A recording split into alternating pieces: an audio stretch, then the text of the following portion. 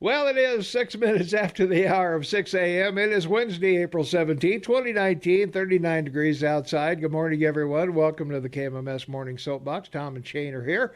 And Shane Matobin, half man, half amazing, in beautiful Vancouver, British Columbia. Yeah, I guess it's thank beautiful. you. I've never been there. It may be a dump for all I know.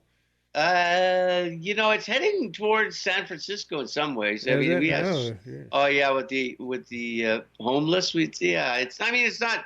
It's British in our history, so we Yeah. got lots of gardens, and it's a beautiful day, and it gets a shower every day, so we're lucky. I Right? was going to say, yeah, you need something to wash the whatever off the pavement. Yeah, exactly. Yeah, yeah.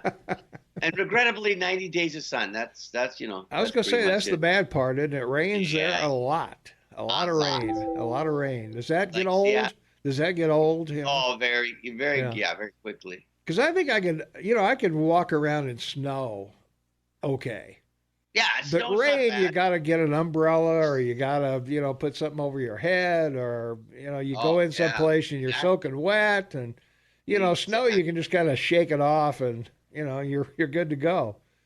And we're getting more and more like heavy rains, like literally like monsoons, for a suspended or extended period of time, and like for half an hour where it rains, we get 2, 3, 4 centimeters, 1 or 2 inches of rain at a Hmm. time. Oh, But yeah. it's wet. It's Not very good, wet.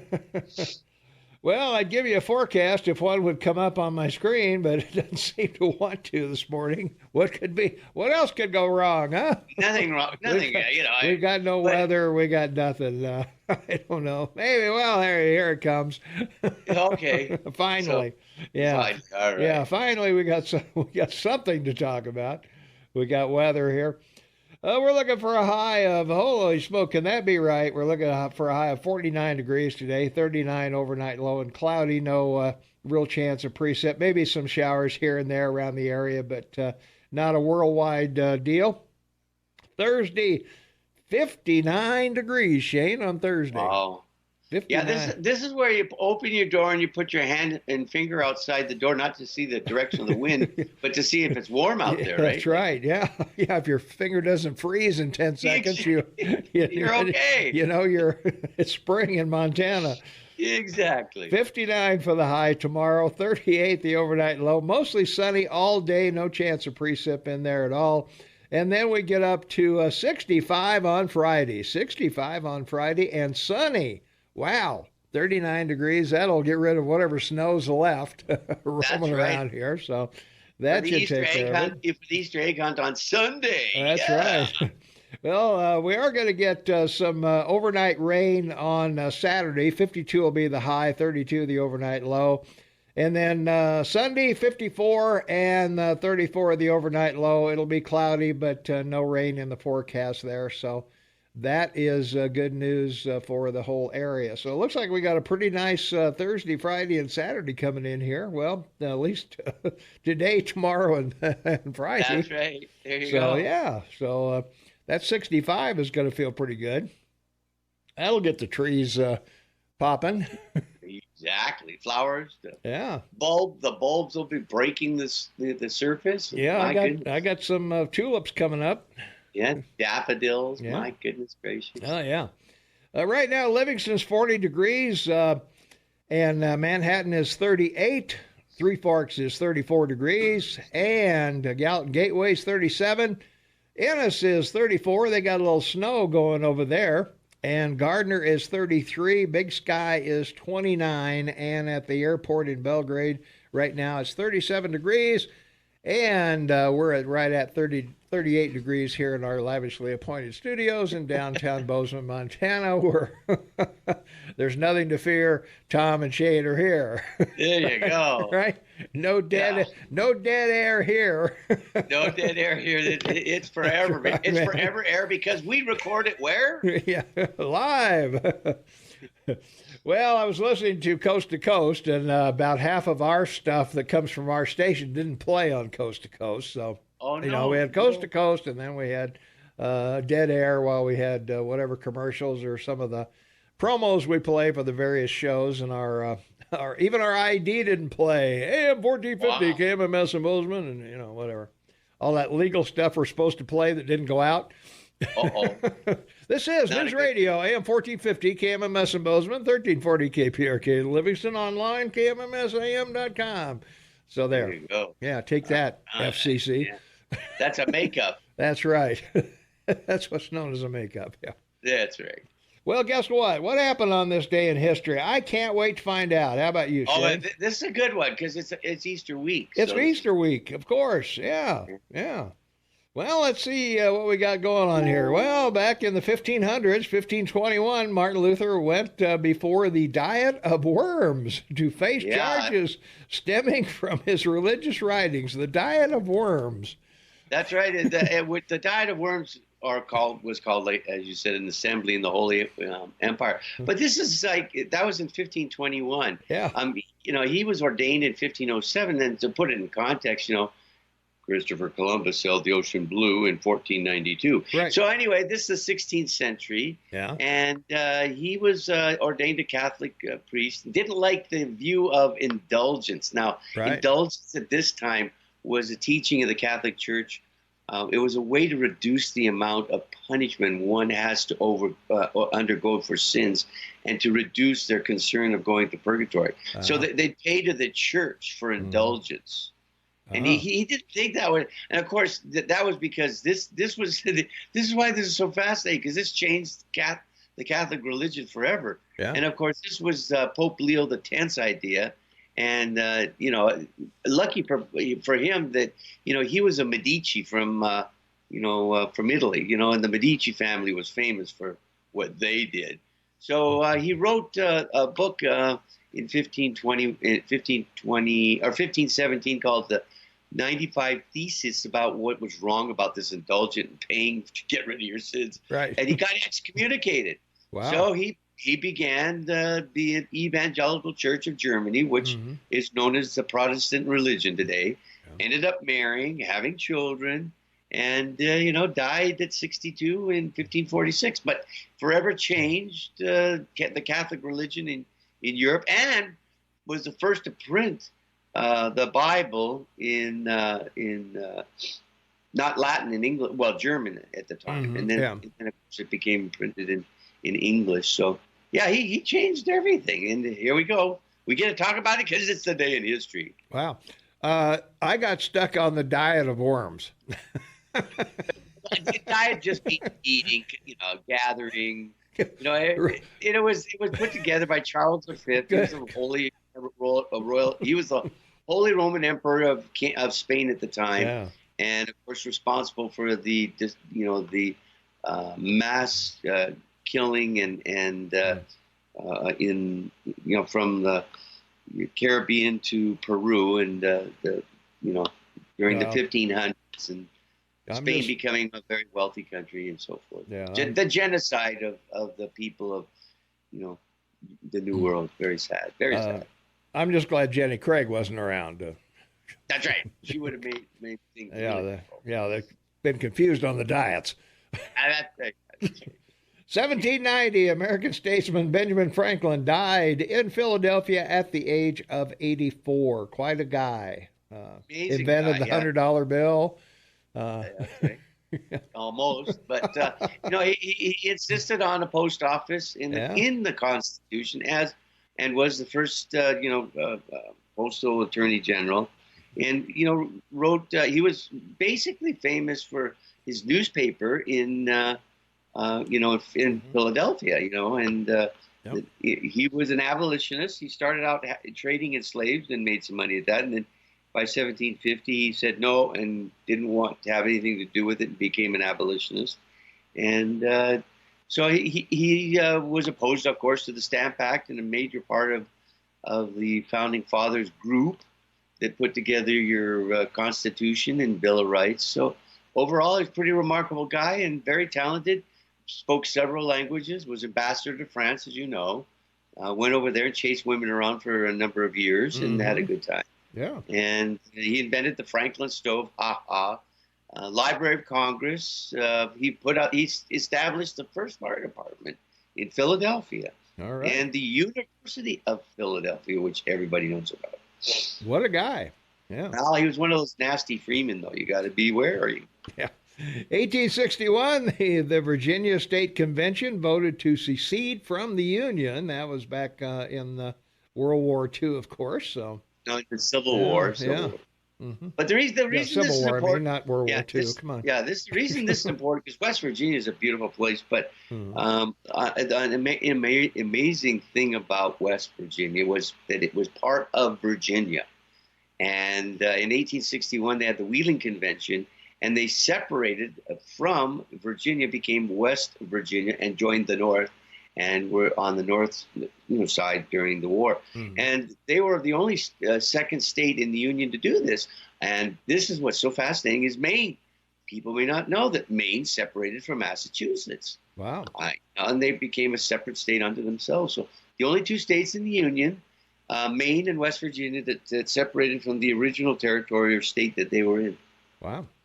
I like that piece of history. That is a nice piece of history. On this date in 1894, Nikita Khrushchev was born, premier from 1958 to 64, and died on September 11th. Good for him. Yeah, well, 1971. That's he was the shoe pounding member of the Politburo and the UN, and we will bury you. We will bury you. Right. First leader of the Soviet Union to visit the United States. Yep. And then realized how wrong he was. Yeah, right. Like the Disney World of all places. I was going to say, if all he had to do was step out of the car and say, whoa, this is much better than what I got. Yeah, that's right. Even the limo I'm riding in. Even back in those days. Yeah. Yeah, 1951, Baseball Hall of Famer Mickey Mantle made his major league debut with the New York Yankees, and the rest is history, boy. Quite a ball player, obviously. Superstar of the time, Hall of Famer. Yeah, and, one of the biggies of the sport you love so much, right? Yeah, he was one of my heroes growing up, man. So, yeah. Go ahead, I'm sorry. Oh, so I'm just moving on. Oh, okay. Nothing more to say about Mickey. All right, okay, I didn't the know.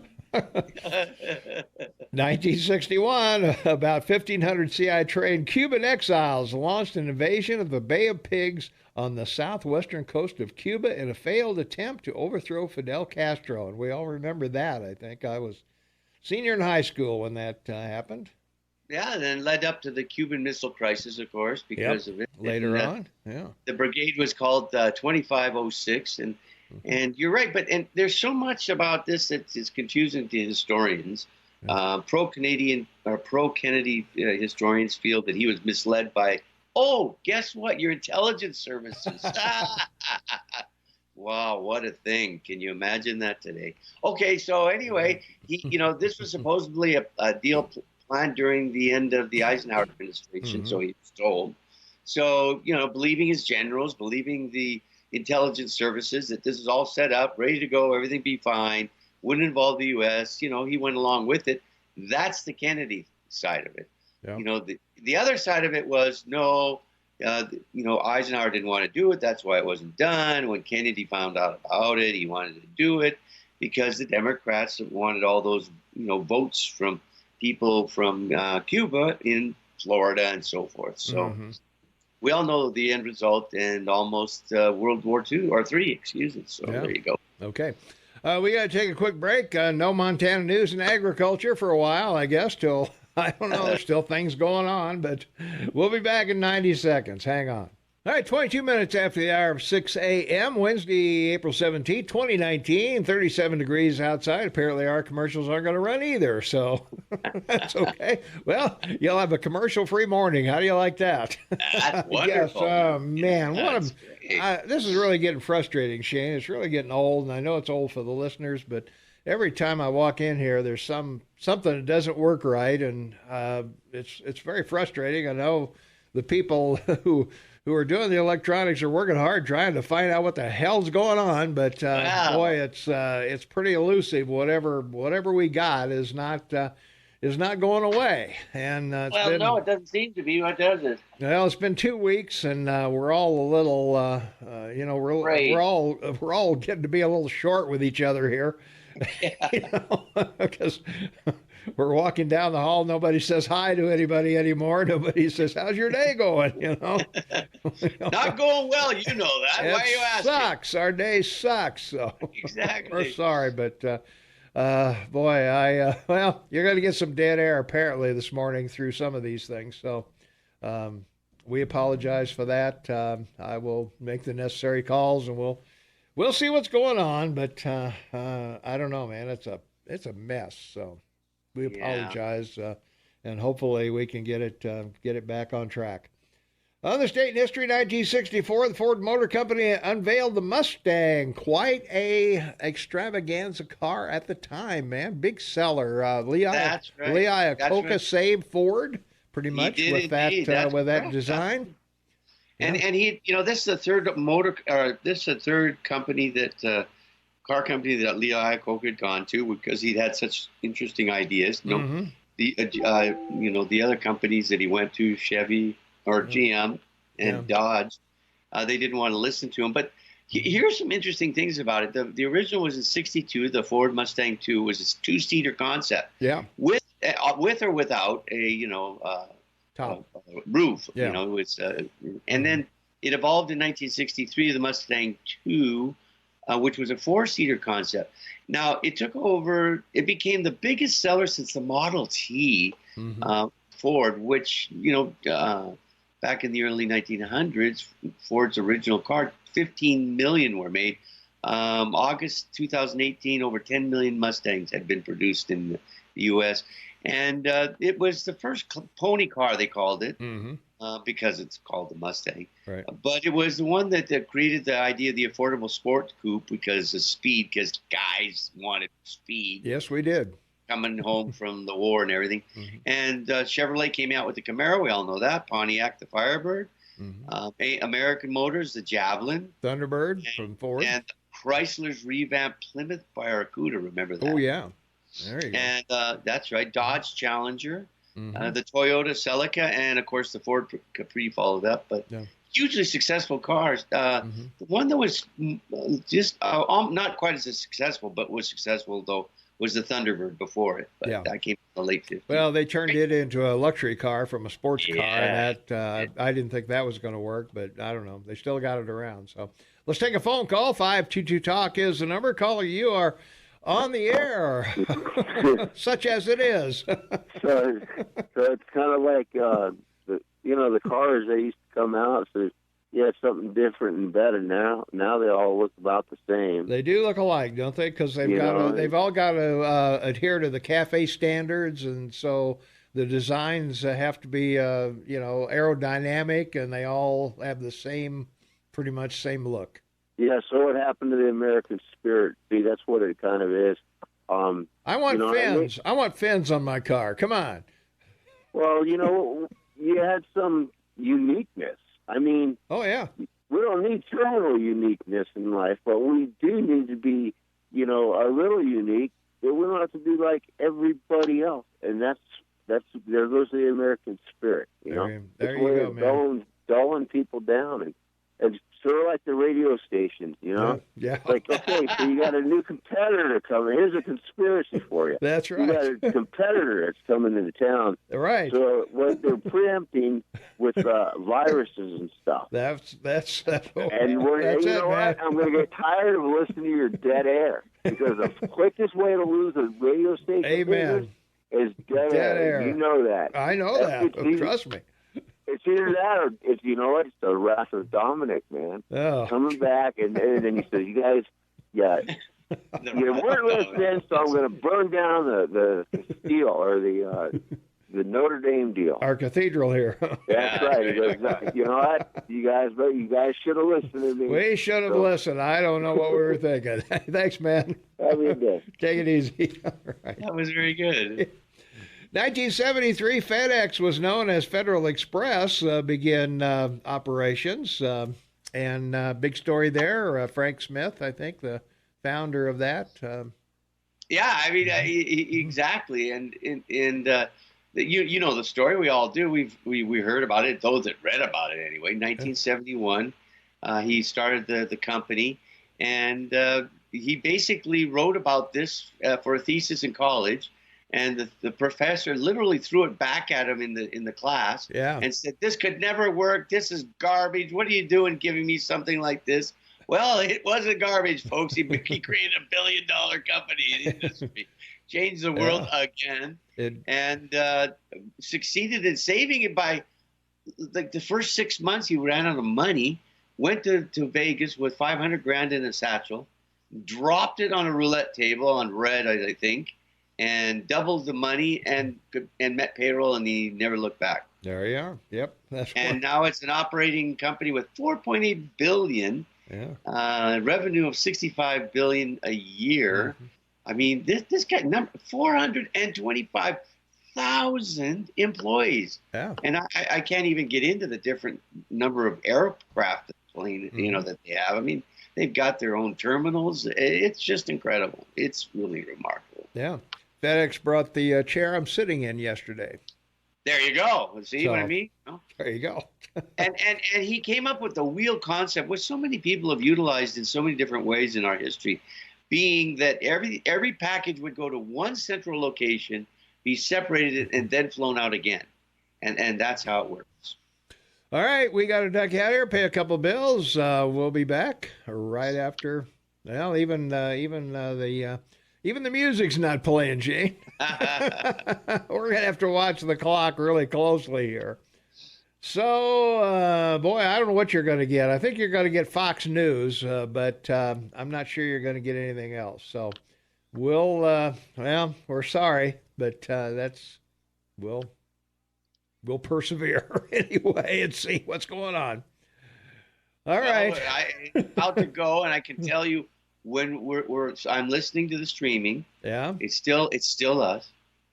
Now it's on. It's good. Okay. Advertising's good, buddy. It's good. Good to go. Well, welcome back, everyone, to the sounds of silence.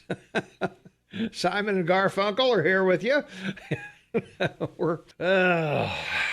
It's a challenge. Every day you come in and there's something new, Shane, every day. I don't know. It's called This Day in History. We're having a great time. We get extra time to talk about things people might find. We might as well stay on during the commercials. I guess we can. I assume we can stay on. So. Well, I was listening to them. It was fine. It was airing. It was? And the commercials? I heard I was listening to them the whole time. Well, they aren't playing here. Oh, they were they're streaming on the. Yep. Okay. Well, I could cue you. Okay. Well, I guess I'll keep playing them then if they're gonna play online. So maybe they're coming out over the air, but they sure aren't playing in the studio. So I don't know what's going on. We got nothing. Oh, okay. So. Well, yeah. It's working great.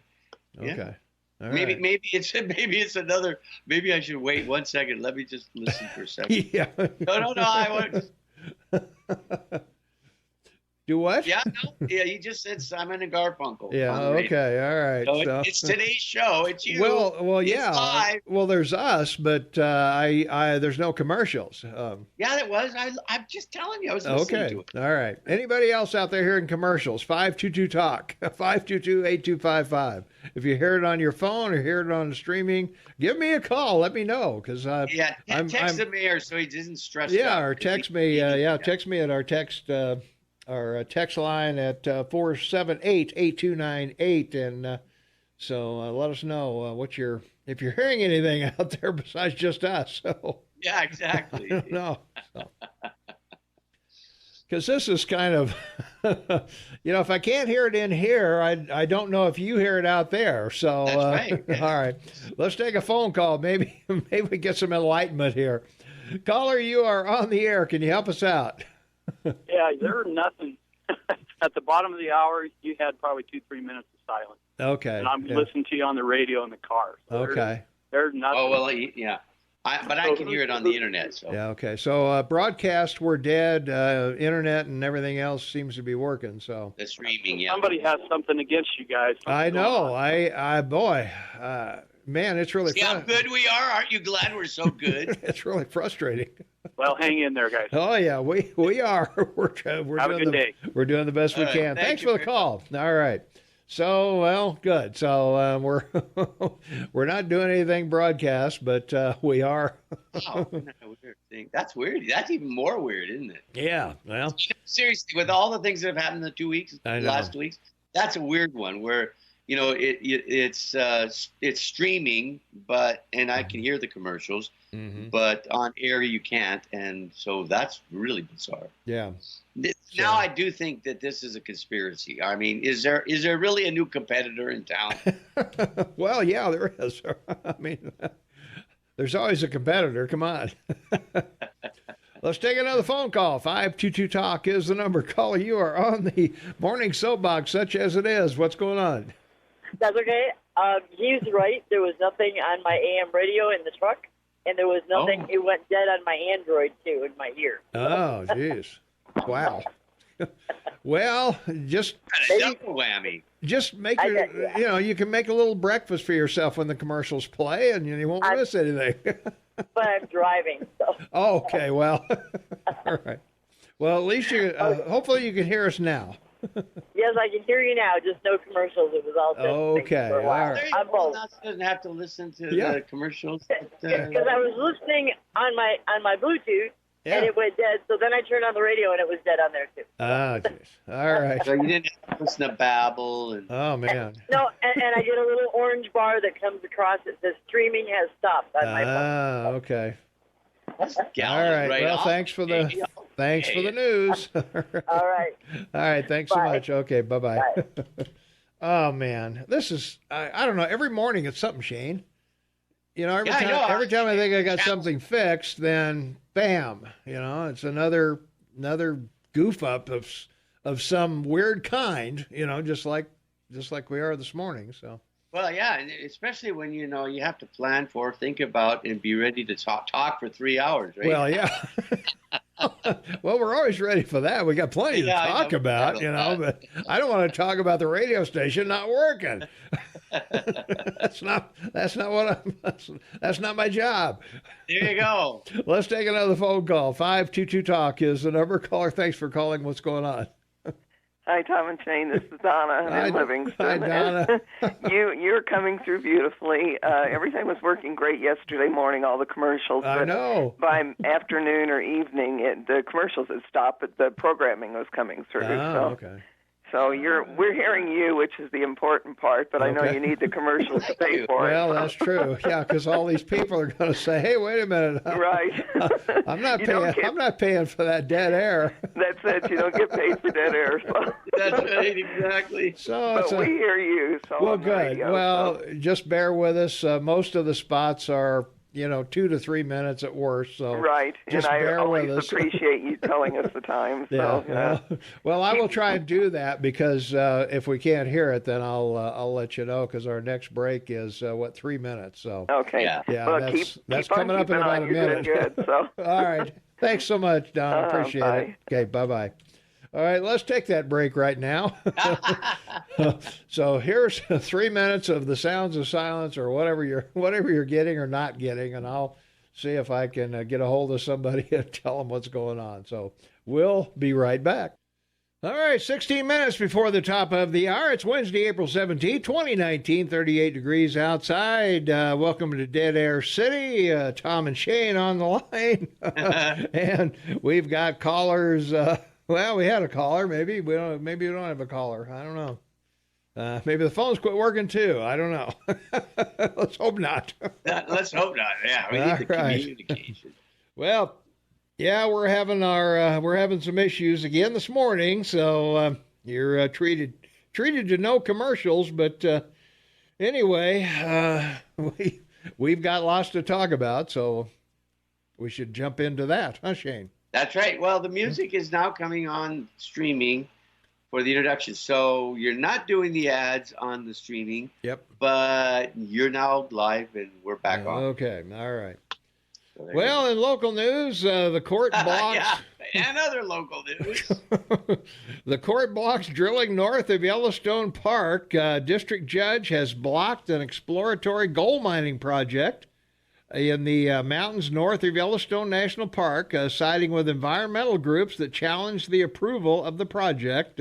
Park County's District Judge Brenda Gilbert ruling invalidated the Montana Department of Environmental Quality's approval of Lucky Minerals, Inc.'s plans to drill for gold on private land in Immigrant Gulch, a narrow canyon behind Chico Hot Springs.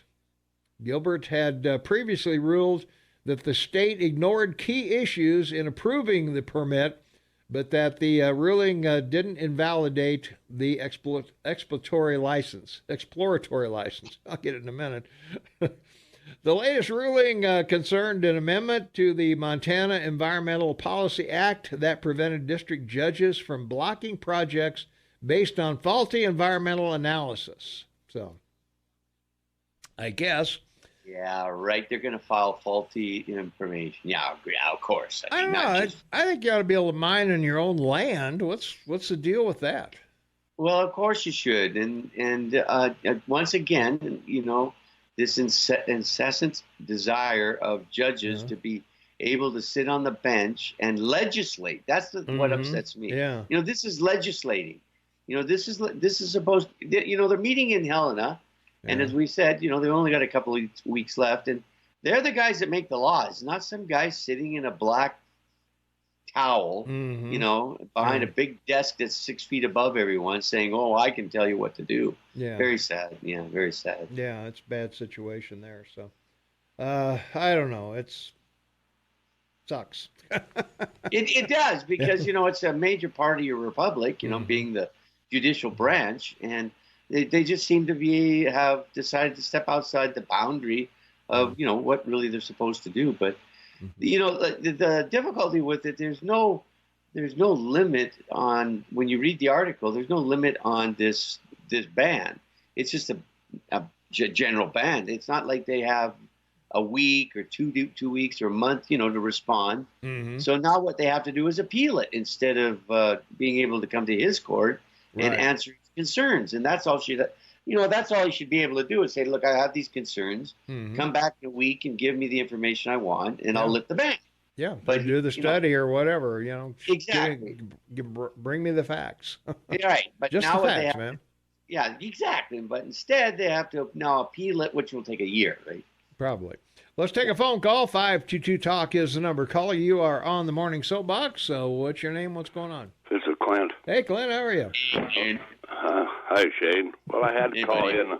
I had to call in on this. Yeah. Of course you did. I was going to keep my mouth shut for a while and see how you guys were doing without me. We miss you, man. What are you talking about? I know without you. People keep digging me and say, how come you ain't on the radio, Clint? Well, I get tired, But anyway, I think the judge in Livingston is in trouble. Yeah. You can't do what she just done, according to law. I was going to say, how do you prevent somebody from doing something on their own land? I mean, well, you don't own nothing anymore. Well, Tom. That's true. I guess you don't. That's for sure. I'll give you for instance. We're all paying lot rent. I'll give you for instance. Out here at my place, I had a duck pond. Okay, natural, been there for years. Okay, and one year the river changed. All right. Yeah. When the river changed, the duck pond went dry. So I started digging it, and they said, "Oh, you can't do that without a permit on your own land." Oh my God. Now, it's gone too far here. With the mine, if you remember Crown Butte Mines, you guys remember that, Tom? Oh, yeah. Okay, You know what happened there? Oh, yeah. The United Nations come in here and shut that mine down, give them some money. Now, it's come to a point. It's come to a point that our Constitution, our state and federal, doesn't seem to mean anything anymore. I was going to say, where does the UN get off coming in and telling us what to do about anything? I mean, that's stupid. World Heritage Site is the parks, both of them, Glacier and Yellowstone, and the mine. Jim Bayless, he was ahead of it. They were 15 miles away from the park. Wow. Yeah. And now what's this saying about our society? And the environmental movement, I'm kind of an environmentalist myself, as you know, over the water and stuff. I want clean water and stuff, and I'm a mining engineer, for Christ's sake. Right. And people that are these that are out here, these environmental people, they forget who turns on the light bulb and what the light bulb's made out of. They forget about the car. Yep. They forget about the toilets. They forget about everything, just what they want now. Mm-hmm. Yep. It's where can I get a sound bite today? Well, it's like, bacon, eggs, and milk come from behind the counter. That's right. Yeah, that's right. Well, you got Chico Hot Springs there. Let's talk about it a little bit. Sure. Okay, Chico's a natural hot springs coming out of the park. Yes, that water comes out of the park. Yep. And Bozeman Hot Springs comes out of the park. Mm-hmm. And I've seen the maps of the underground rivers and waters that come out of Yellowstone Park, and they go clear into Nevada. Yep. Idaho. Mm-hmm. Okay. Now, that's all well and good, and they're entitled to make a living. Well, the guy at the mine is entitled to make a living, and the Constitution of the state of Montana says if the DEQ approves it, then they can do it on their own land. Exactly. That's the point. Yeah. Now, federal land, Tester, and all the politicians want no.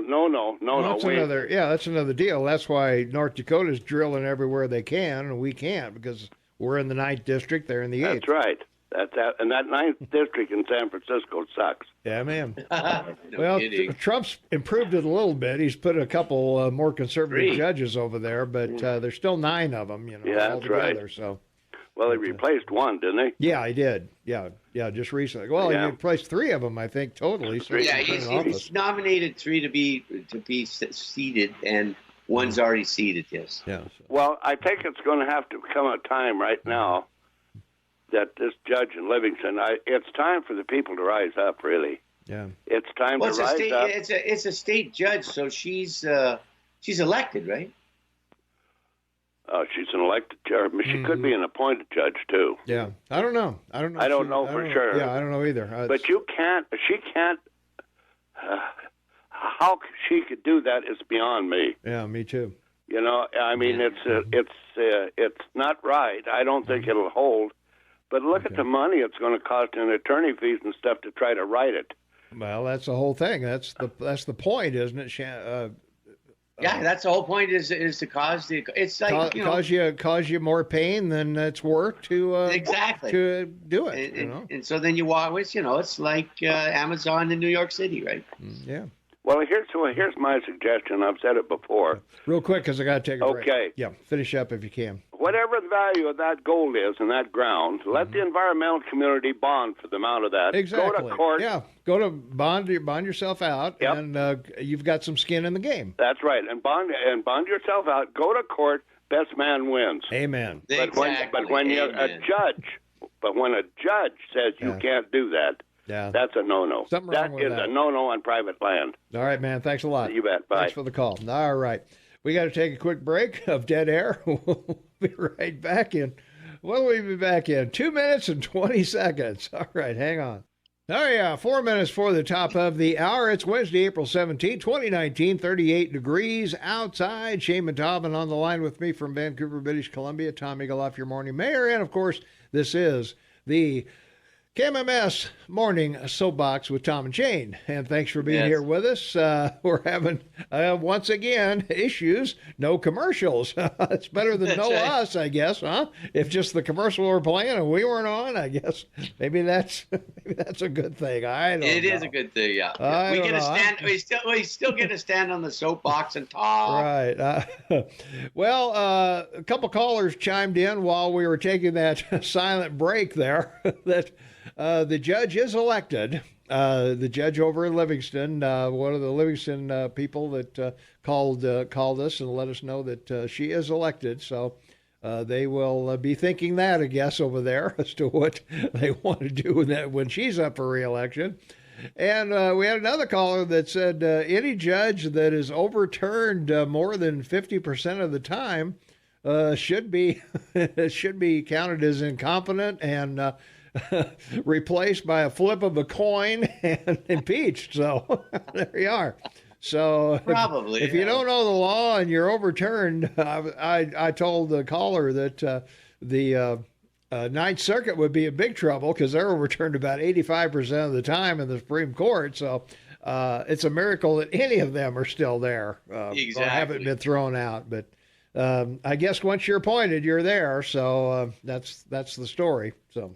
Well, certainly in federal court, that's a life appointment. Yeah. But the scary thing about it is that all these judges, they all know the lawyers, they all know the people, they deal with this. It's like, when you're networking in a business, everybody in the business, right? Mm-hmm. And the courts aren't any different. They know all the lawyers, they know all the other judges and so forth.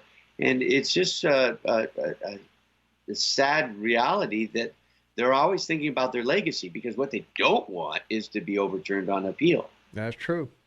All right. They want to set precedent. Yeah. Let's take a phone call. 522-TALK is the number. Caller, thanks for listening and being on the air with us. What's going on?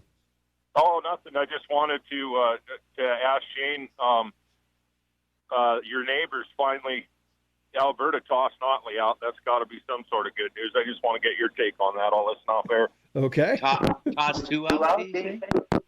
Somebody in Alberta got kicked out, or... Oh, yeah. That we're having all kinds of a mess up here. I'm glad someone asked about it finally. Yeah, like provincially, everybody's going back and forth. The problem, of course, in Alberta as a province is it's gone back and forth from the Conservatives to sort of a provincial libertarian government, to put it basically. And so now they've removed the premier and they want to replace him. But then, of course, we have our prime minister, who now, they're talking about making charges against because of this amazing scandal he's involved in. So, yeah, lots happening politically here that's a big shakeup.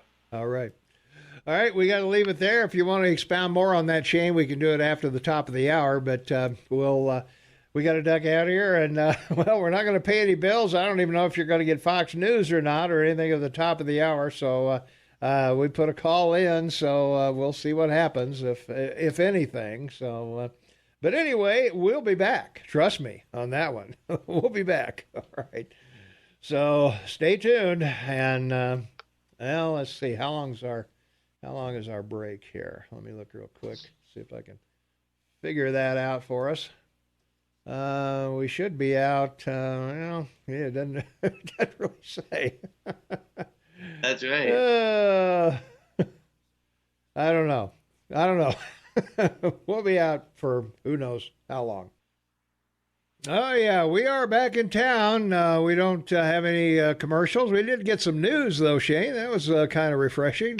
Yeah, there you go. Get a little news going on, so that was a good thing, I guess. So yeah, we're happy to be here, happy to be sharing our time with you. And Shane's on the line with me from Vancouver, British Columbia, and Tommy Galoff, your morning mayor in the house. Mike McCormick is going to join us at 8 o'clock, so we'll have that going for us. And right now, of course, what do we have to do? Shane, we've got to do the 5 things you need to know, right? Indeed, this is going to be fun. Yeah, this will be fun. All right. Well, to start us off, Attorney General William Barr ordered immigration judges Tuesday to stop allowing bail for asylum seekers who have already established a credible fear of prosecution or torture in their home country, a policy reversal that could lead thousands of immigrants to be denied for months or years until their cases are heard. So, yeah, they'll be detained at the border and they can't be released out into your country. Well, that's what I'm told. Well, that's because your president called the Democrats bluff. He said, look, we got all these people that need to go somewhere, and you have these sanctuary cities, and so, just tell us how many you'd like, and we'll send them to you. And, of course, over the weekend, the Democrats hollered, dumping. No, it wouldn't be safe here. Yeah. Completely reversing themselves. And the Ninth Circuit, as I said, yesterday on Friday, reversed themselves and said, he doesn't have to. He can send them back to Mexico now. We reversed that previous order. That's right. You can send them back to Mexico City. They can hang out there. Don't send them to my backyard. Let Mexico pay for them. And amazing. Politics is great. Yeah. And that's why this caller was right. North of your border, So the Albertan United Conservative Party, an offshoot of what was once a grand conservative party across the country, has won the premiership of Alberta, is in favor of pipelines, including the one we keep talking about. Mm-hmm. He wants to dump the carbon tax that the previous premier of the province started, and he's right after our prime minister and what he's doing. So there you go, folks. You've got an ally to the north now in Alberta. All right. Let's hope so.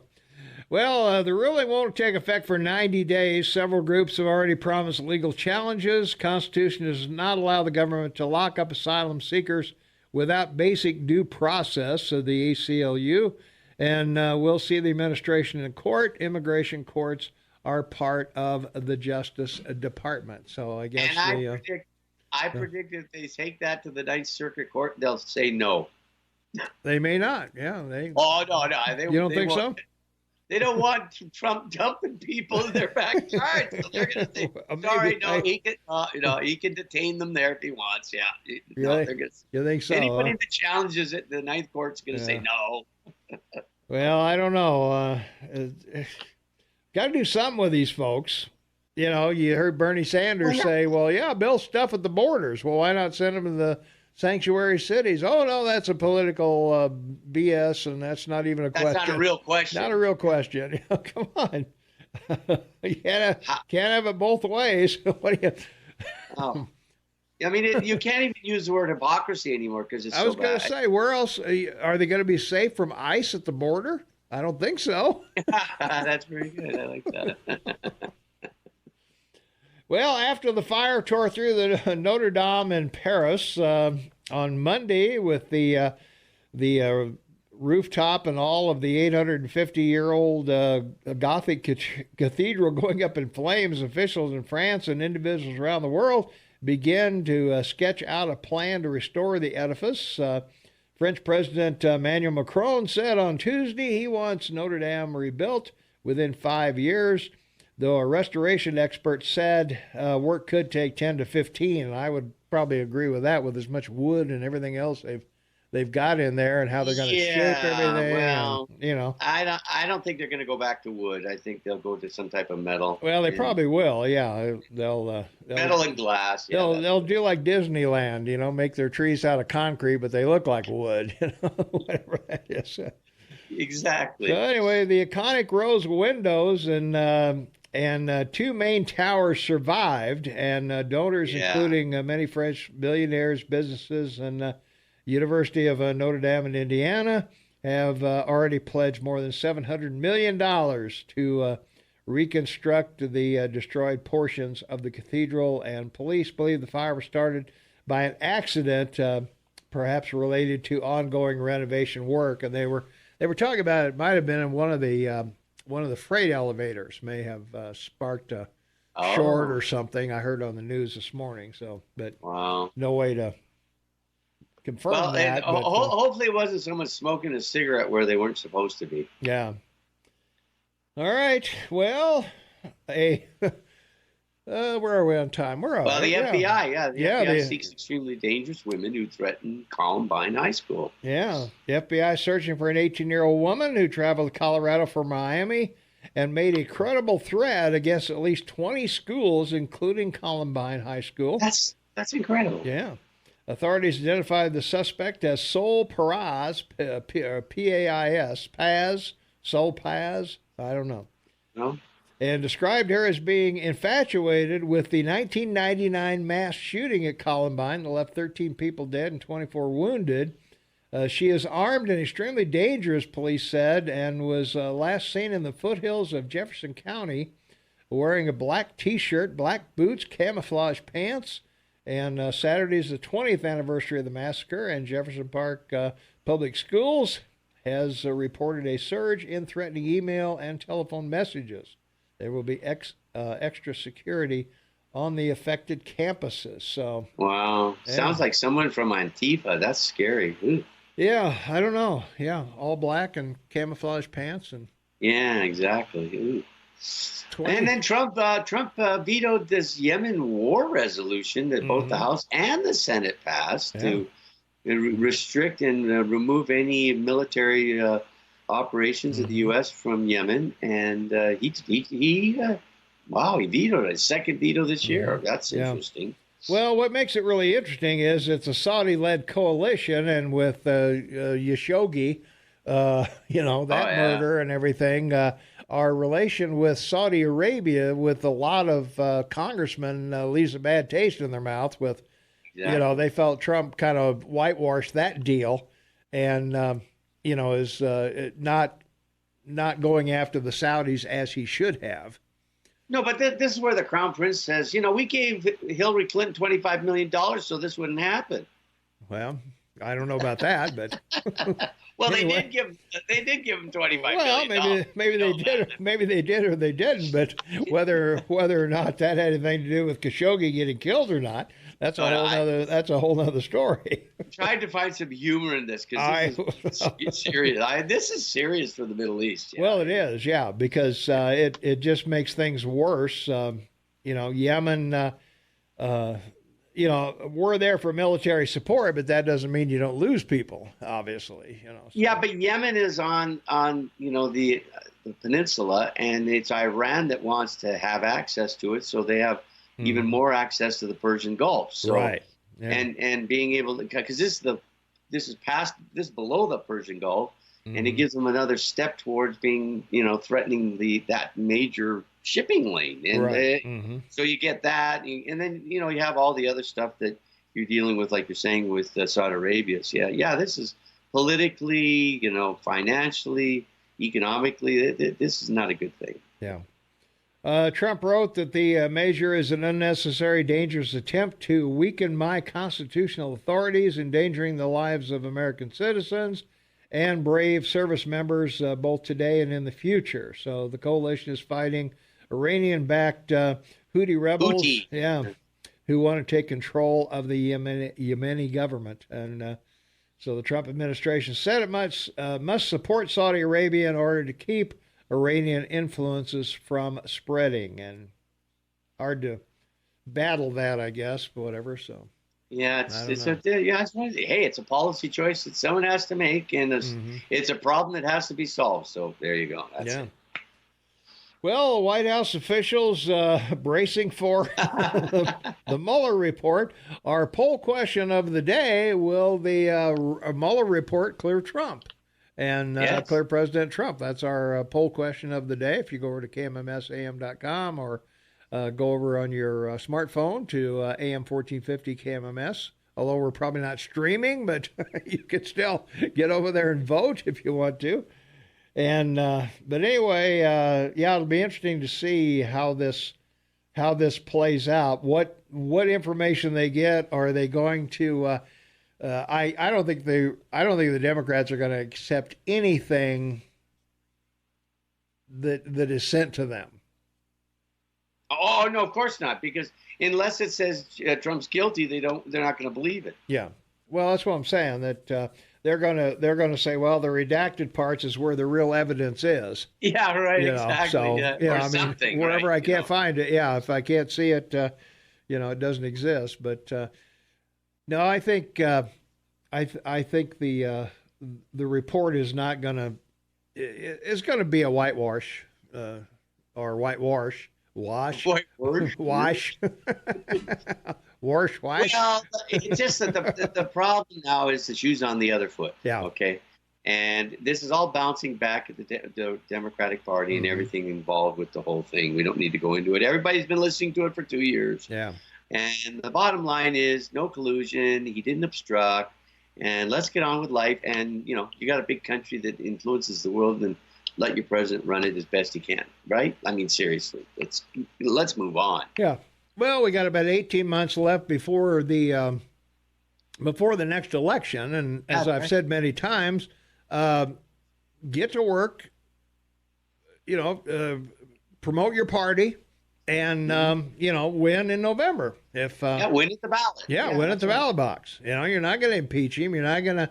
All these investigations and everything are just a waste of time and a waste of taxpayers' money in Congress. If you want the guy out, get him out at the ballot box. Exactly. Easy to do. 522-TALK is the number, 522-8255. Caller, you on the air. What's going on? Hello. Hello. Good morning. Hey, how you doing? Hello. We lost him. He was traveling. Oh, he's back. Hello. Nope, he's not. Oh no, we lost him because he's traveling. He's a traveling man. Traveling man. All right. Well, that's okay. We'll take another quiet break, and we'll be back in. Let's see, when will we be back? We'll be back in 2 minutes. So all right. Stay tuned. Am I on now? You are on now. What's going on? Oh, okay. Well, okay. Are you having your morning survey questions yet? Well, we have a morning survey of our poll question is, will the Mueller report clear President Trump? Well, I think you have to have a poll question about, okay, what is causing your dead air? Oh, okay. I'm thinking it's probably Dominic is coming back and haunting you or something. That could be. That's been mentioned earlier today. So I that don't has know. been? That has been. Let me tell you the spooky part about this. You know, we in the studio here. I think it was Monday. Ever since Dominic started here, we've had pictures of three of us in here, Dominic and me and Jacobus. And Michelle comes in and says, well, why is that picture still up? So she takes the picture down and put it in a drawer. So that's probably what's going on. Well, it's either that or Chris Griffin hired some voodoo person and they're sticking pins in you. Well, that could be it too. I don't know. So I think she said Dominic, Chris sticking pins in a voodoo doll, or solar flares, or it's the Russians. Or the Russians. Yeah. Oh, okay. I don't know, man. I'm just frustrated. Every morning I walk in, it's a different problem I got to figure out how to work around, you know. Well, put his picture back up and see what happens. Well, I should do that. Maybe we just need to shut the whole thing down and restart it. All right. Well, thank you much. All right, man. Thanks for the call. Thanks for listening. We appreciate you hanging in there with us. We appreciate it very much. All right, Shane. Well, if it wasn't your talent for a producer, props out to you. Yeah. You know, wouldn't be doing the show, and I'm grateful because you know what you're doing. So, well, I'm trying. You know, there's things that you can deal with, and things you have no control over. And regrettably, some of these things are 21st century technology that from another location. Yeah, and it makes it difficult. True. Yeah. No, it's not something here I can push a button and make it okay. Yeah. Let's take another phone call. 522-TALK is the number. Caller, thanks for listening. You're on the air. What's going on? Hello. I don't think they're there. See, it's affecting everything, even the phone calls. Yeah, man. I don't know. There's a phone call. Yeah. Well, maybe two callers had the same idea. I don't know. So anyway. Okay, so what's your call on Mueller? You think you think he's going to clear the president or not? Well, it's hard to say without seeing what they actually turn over. But what makes me a little and I don't want to say nervous or uncomfortable or anything, because if the president is guilty, then he should do the time. I mean, I don't care. Whatever. Yeah, I'm not going to defend him if he's guilty of crimes or obstruction. But normally, when you when you have a special prosecutor, they make a recommendation to the attorney general, and in this case, that recommendation was not made. That's right. I mean, it's like Comey saying, rather than she was totally treasonous, well, she was just careless, and there was no intent. So if there was no intent for Trump to collude, or if there was no intent to obstruct, is that the new Barr? I guess so, because we've listened for 2 years about all the people Mueller did indict, yeah, and all the people that he did get, plea bargains with, and that admitted guilt to, under plea bargaining. Yeah. And so when he referred this first to your Attorney General Barr, he stipulated in the cover letter, I'm not going to indict anyone else. Yeah. So clearly he, in his own words, said he's not going to indict your president. Yeah. And, now you'll find out whether or not your Attorney General is telling you the truth, right? That's the key here, is what will William Barr do. Well, and as I said, I think the Democrats, if they don't find anything in what they get, they're going to claim the unredacted parts are the real proof, and they're going to demand that. And I think certain members of Congress are allowed to see things like that. They are allowed to see. Oh, absolutely. Yeah. And if that would clear it up, then. But I don't know if that will even clear it up, because they've already started subpoenaing bank records, and they want 6 years of tax returns and all this and whatever. So let's take another phone call. 522-TALK is the number. Caller, thanks for listening. You're on the air. What's going on? Okay, is it working? You were working. The commercials, the commercials and the news and everything aren't working very well, but we are. Well, what's the matter with you guys? Don't you know this is all Trump's fault? Well, it is. It is Trump's fault. That's the go-to guy right now. I'm gonna be on the phone to Washington right after the show. Okay, good. Yeah, you and everybody else. Right. So yeah, this deal. That's coming out. It's not gonna solve anything. No, I don't think so either. It's just gonna lead further down the road, which Trump wants. Okay, I don't think everybody understands that this guy's like 10 steps ahead of everybody else in Washington. Okay, and he has something up his sleeve here. I don't know what it is. I haven't figured that part out yet, but he's got something up his sleeve big time, and he's ready for the, what do you call it, the October surprise, because the Democrats have all the, I don't even know how to put it politely, these odd people running for president at this point, to where everybody's scratching their head, and you mark my words, come October, Michelle is going to step out of the shadows to save the Democratic Party. You're gonna hop in there, huh? It's gonna happen. Okay. All right. She's gonna save the Democratic Party, but Trump has got stuff up his sleeves that nobody can figure out. I don't know if the guy's guilty or not. Yeah. I don't know how you can have obstruction if there wasn't a crime committed in the first place. But whatever, Well, that's why I say, it's obstructions in the eye of the beholder, isn't it? Well, it's like, okay, I borrow you my car, and then I call the cops and say it's stolen. Yeah. Yeah. Okay, so is that guy guilty of driving a stolen vehicle? Yeah. Okay, so I don't know. This stuff is so bizarre right now. It's amazing that they're still getting stuff done. That's the amazing part about Trump right there. That's what I wanted to get to. No, that's true. The guy, if this was any of our last, clear back to Reagan presidents, nothing would be getting done. Yeah. But this guy's got the fortitude to plow forward. And don't get me wrong, I'm not the greatest Trump fan in the world. He's, I like him, but it's just funny to me that the guy still gets stuff done, even in the midst. Think of what we could get done if we didn't have all this crap going on. Well, that's the whole point. That's why I say the Democrats need to get back to concentrate on winning in 2020 if that's their goal, and get off all this other stuff, because it's not going anywhere. Just wait for it. Michelle's going to show up. All right. It's coming. All right. You guys have a great day. All right. Thanks for the call. All right. Well, that'd be interesting. Michelle will probably have to show up at the convention.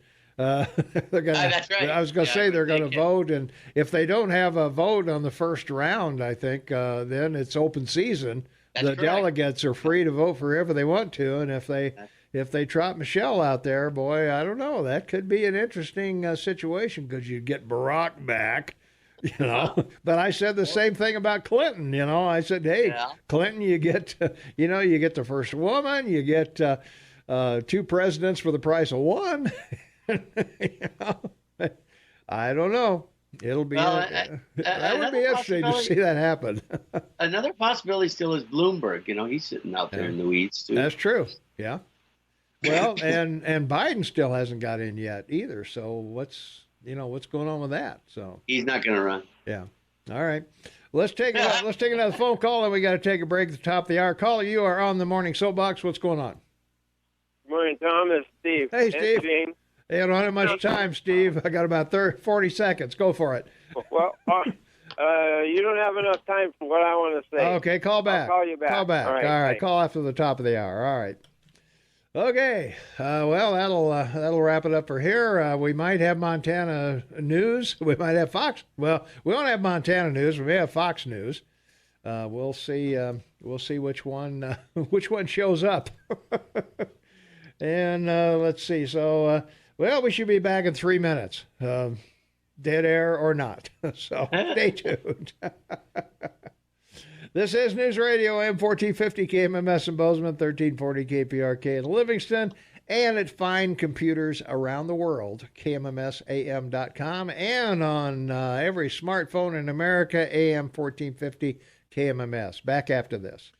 26 minutes before the top of the hour. It's Wednesday, April 17, 2019, 39 degrees outside. Shay Matabin on the line with me from Vancouver, British Columbia, half man, half amazing. Tom Egeloff, your morning mayor in the house, and Jeff, Mike McCormick's going to join us shortly, so we will be talking to him at 8 o'clock. So let's go back to the phones. 522-TALK is the number. Caller, you are on the air. What's going on? So, you have these Democrats. Are they still saying there's no crisis at the border? I mean, what the heck? So I heard recently on the radio station a DEA agent, and she was saying that probably up to 80% of certain drugs in this country are coming across the Mexico border. Of course, she didn't know for sure because there's so many people coming across. It might be 90% or more. Who knows? Mm-hmm. We don't. You get illegals, they get free health care. When they have a baby here, all of a sudden they're an American citizen.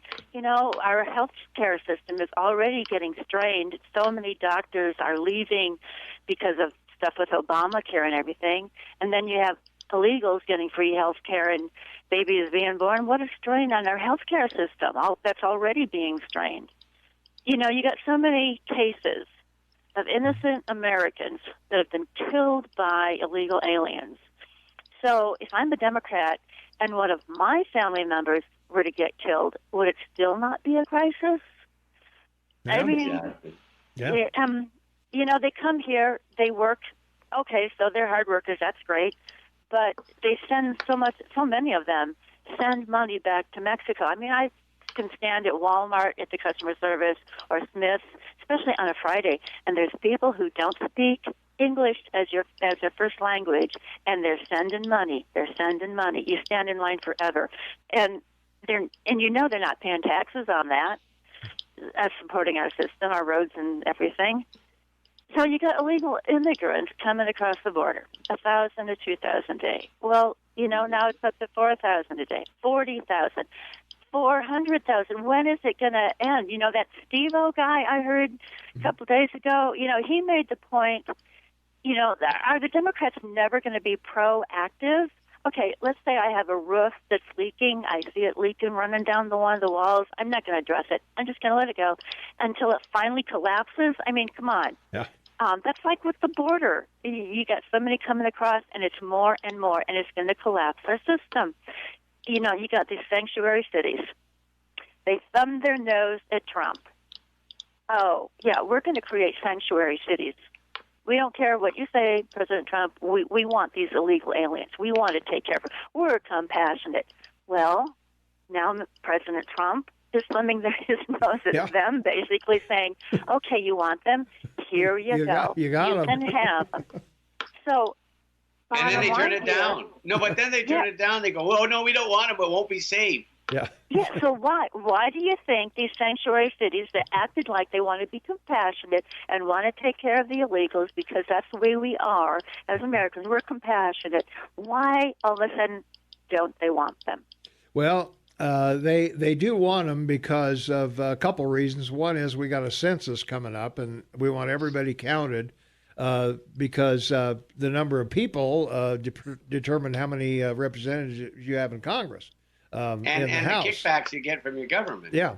And also, they can vote in many states in state elections, not in federal elections, but they can vote in judges, they can vote in city leaders and things like that. And that's what the sanctuary city people want, because 99% of the time, if you give them free stuff, they're going to vote Democrat. So right. It's real simple. simple. Now they're saying they don't want them. Well, yeah. Well, they don't.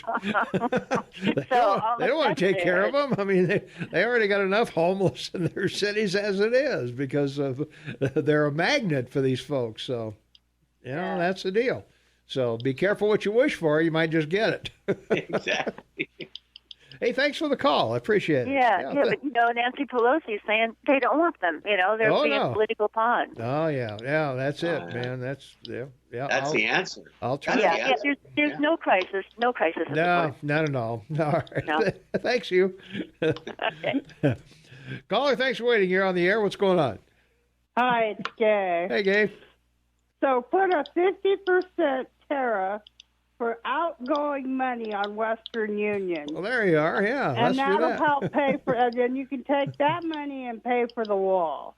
That's right. That way, that would be an incentive for them not to come here. Because if they have to pay 50% to send the money out, they would definitely not be coming here to work. Because there would be no incentive to work. Yep. It's hard to work when you can't send the money out. That's true. So there you have it. All right. I'm sure Trump's and then listening. You get the wall paid for it also. Bye. That's right. All right. Take care. All right. Well, let's see. Well, we're a little early, but let's have let's see how long dead air are we going to have this time around? Let's see. Let's do 2 minutes of dead air. We'll be right back. Well, I hope you enjoyed that moment of silence as much as I did. Shane, I know, enjoys the quiet in the morning there in Vancouver with his coffee and all that. So I think we need 3 minutes or 4 minutes of quiet every so often in the morning to kind of reflect on the meaning of life, the good things that are happening to us. We got great government. We've got a wonderful world. Everybody's at peace. Gas is low. I got the Easter weekend, and is it turkey or ham or turkey? There you are. Yeah. Well, no ham at Jennifer's house. No, that's right. Yeah, that's it. Well, boy, as you can tell, if you're just joining us, we're having a commercial problem. We're on the air, but our commercials are just not functioning as they should. So, of course, we have a lot of people that are going to be upset that their stuff's not playing, and I don't blame them. So, but I don't know. The powers that be are working on it, so we'll see. Let's take a phone call. 522-TALK is the number, 522-8255.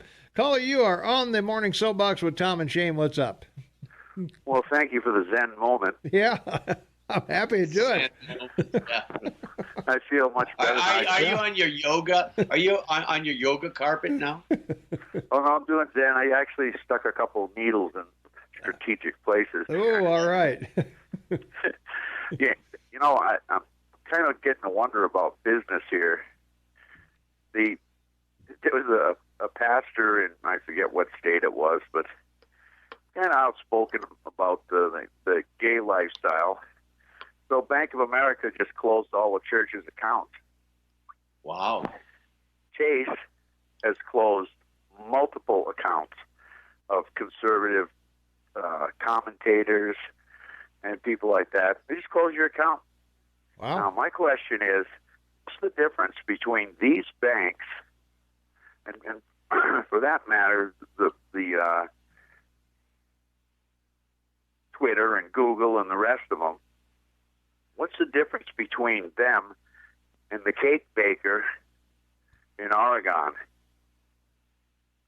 Well, nothing really, other than it seems to me like the bank's discriminating.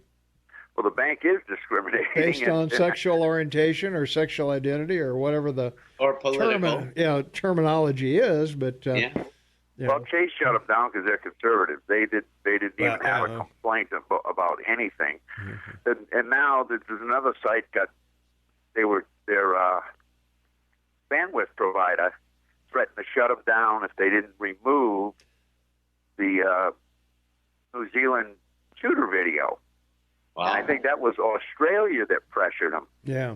To take them down. Mm-hmm. If you show this, we're just going to take you down. Mm-hmm. Yeah. So your ISP, the government, they can shut you down. Somebody calls up and complains. Yeah, we'll take them right off the air. So they don't have. If they had a list and they said, look, if you put this up on your website, or this, or this, or this, or this, we're going to shut you down for 30 days or whatever, and then eventually we'll ban you for good if you keep doing this. But there is no list. Okay, they're making it up as they go along. So if you don't know the rules of the game, I guess you can't play. As far as I'm concerned, that's the one guy called it techno-tyranny, and I think he's right. Well, this is where that interesting word intent comes into play. Yeah. Yeah, what's your intent? What's their intent? Whose intent? The ISP or the website? Yeah, the ISP. The networks and the banks. What's their intent? Well, they're sending a little message, and the message is "shut up." Yeah, of course. That's what I'm trying to say. Well, the truth is going by the wayside. Yeah. They'll kill history. Mm-hmm. Yeah, they'll kill it. Yeah. And it's basic information control. And on the other side with the banks, I mean, you can't do business in the United States. That's what they're saying. Well, unless you adhere to our way of thinking, you can't do business in the United States. Well, I'll tell you what, they're going to push somebody over the deep end. You start messing with the way they, with their life. Yeah. Because that's what they're doing. And I ain't going to cry no tears for them, I'll tell you that. Yeah. I hear you. I mean, give me a break. But they're going to put a stop to this, or they're going to have big problems in this country. Mm-hmm. And I don't think they get it. I don't think if they think this is something they're going to be able to control. Yeah, they better think again. Yeah, amen to that. Because they're going to have problems. All right, thanks, man. I was going to say that the problem you have is then you have guys like this Smallwell, this congressman. Yeah. From California, who's running for president, and hit the base of his campaign is he wants to, get guns off the street, and of course he's now admitted to the fact that if you don't follow the law, they'll throw you in prison, which is sort of scary. Right? Yeah. That's what I say. That's why we have debates and elections and whatever. So let's take another call. 522 Talk is the number. Caller, you are on the Morning Soapbox with Tom and Shane. What's up? This is Andy. Hey, Andy, how you doing?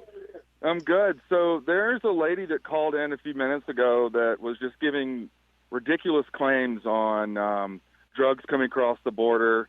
It was a bunch of horse hockey. So I have some numbers here that I'd like your listeners to listen to. Sure. It was. I mean, so her claims were ludicrous that 80 to 90% of the drugs coming across. I don't doubt what you're claiming. Just the use of horse hockey is funny to me. Let me give you guys some numbers real quick. Go for it. Okay.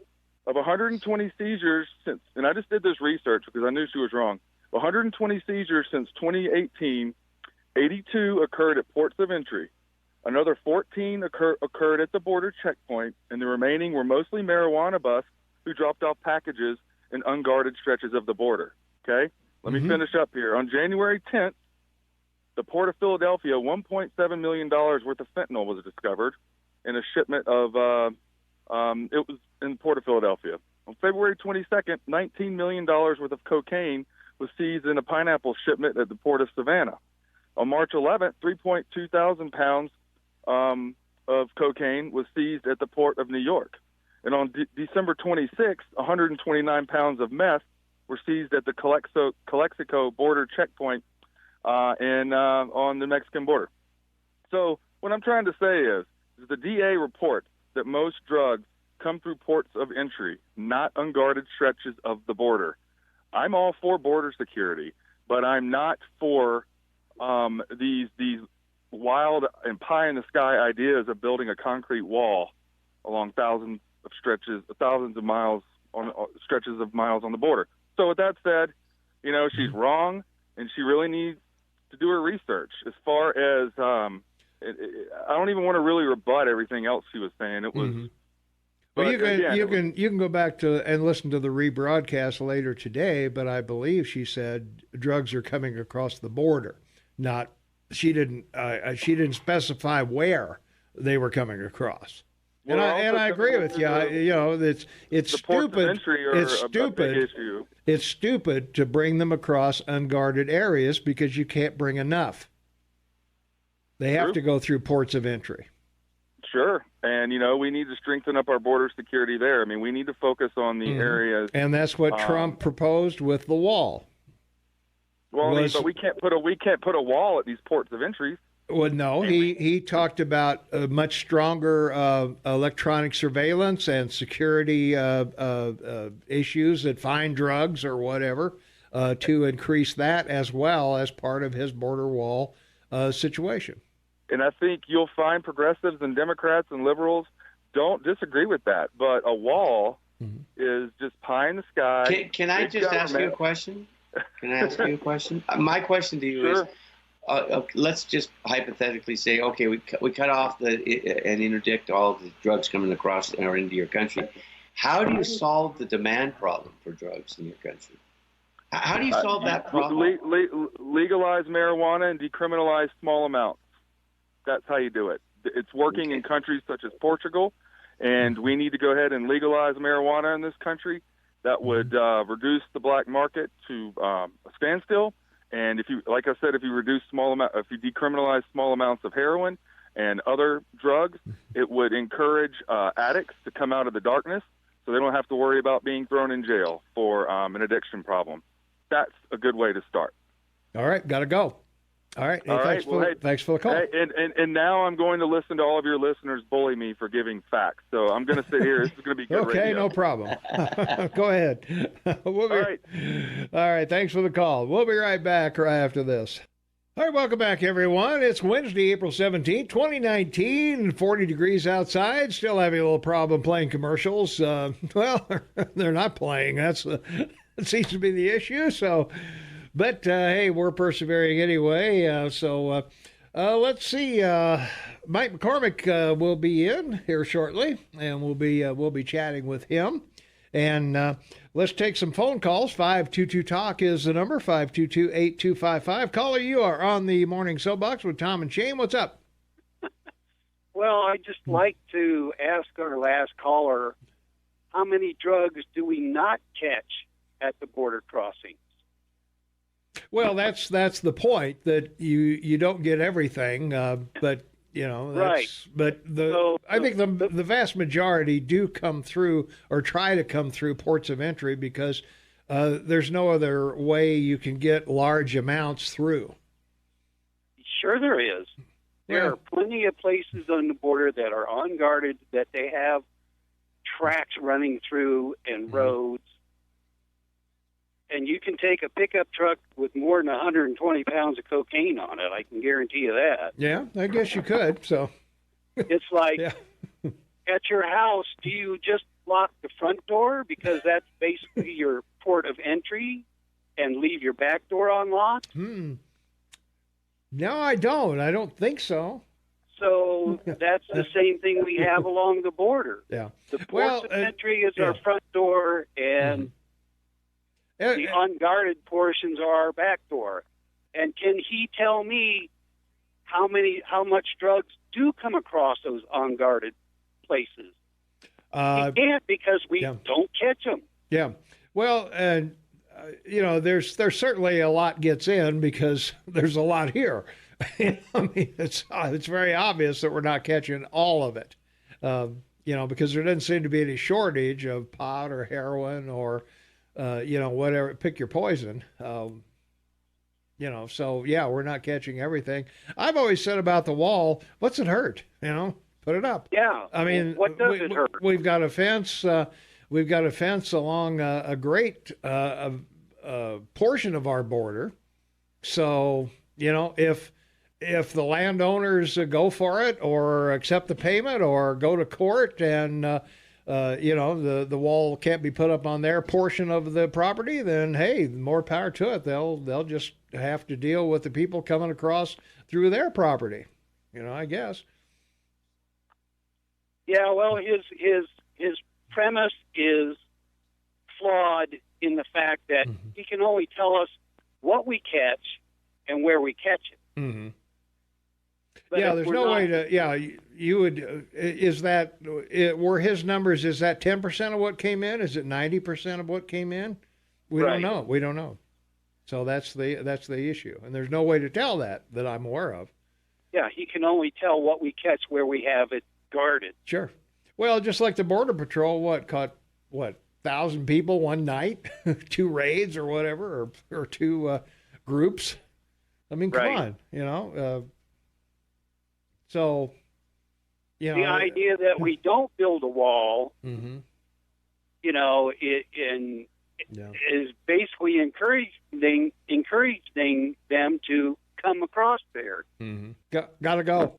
All right, and the aforementioned Mike McCormick is in the house. Shaman Tobin on the line with me from Vancouver, British Columbia, and Tommy Goff, your morning mayor. How you doing? It's a hat trick of fun right now. It is. It is. That's very good. I like that. It's a hat trick of fun. I like it. Yeah. We have the NHL playoffs going on. I know. Yeah. It's pretty exciting. It's actually got really beat exciting. Out, and what the winningest team got swapped? Tampa Bay was looking flat last night. Yeah, I don't watch a whole lot of sports, but this is, to me, this is really pretty impressive. Well, you play hockey. You're in the amateur league here, so you play around a little bit. So, true that. There's actually a really thriving adult hockey league here. If you've got any interest, wander down there. There's plenty of opportunity, and we got 2 sheets of ice right now too. Wow. All right. Yeah, there's still ice out there. They're doing their finals. All right. Much lower level of play. I was going to say it's going to be 65 here in a couple of days. Those compressors will be working. They just make you keep the doors shut, Okay. All right. Yeah. Well, happy Wednesday. Happy hump day, everybody. Yeah, it is hump day. Yeah. Seems to come around once a week. Boy, doesn't it, though? Yeah. I don't know. So what's on our agenda today, Michael? Well, thank you for asking. Thanks for giving me the opportunity here.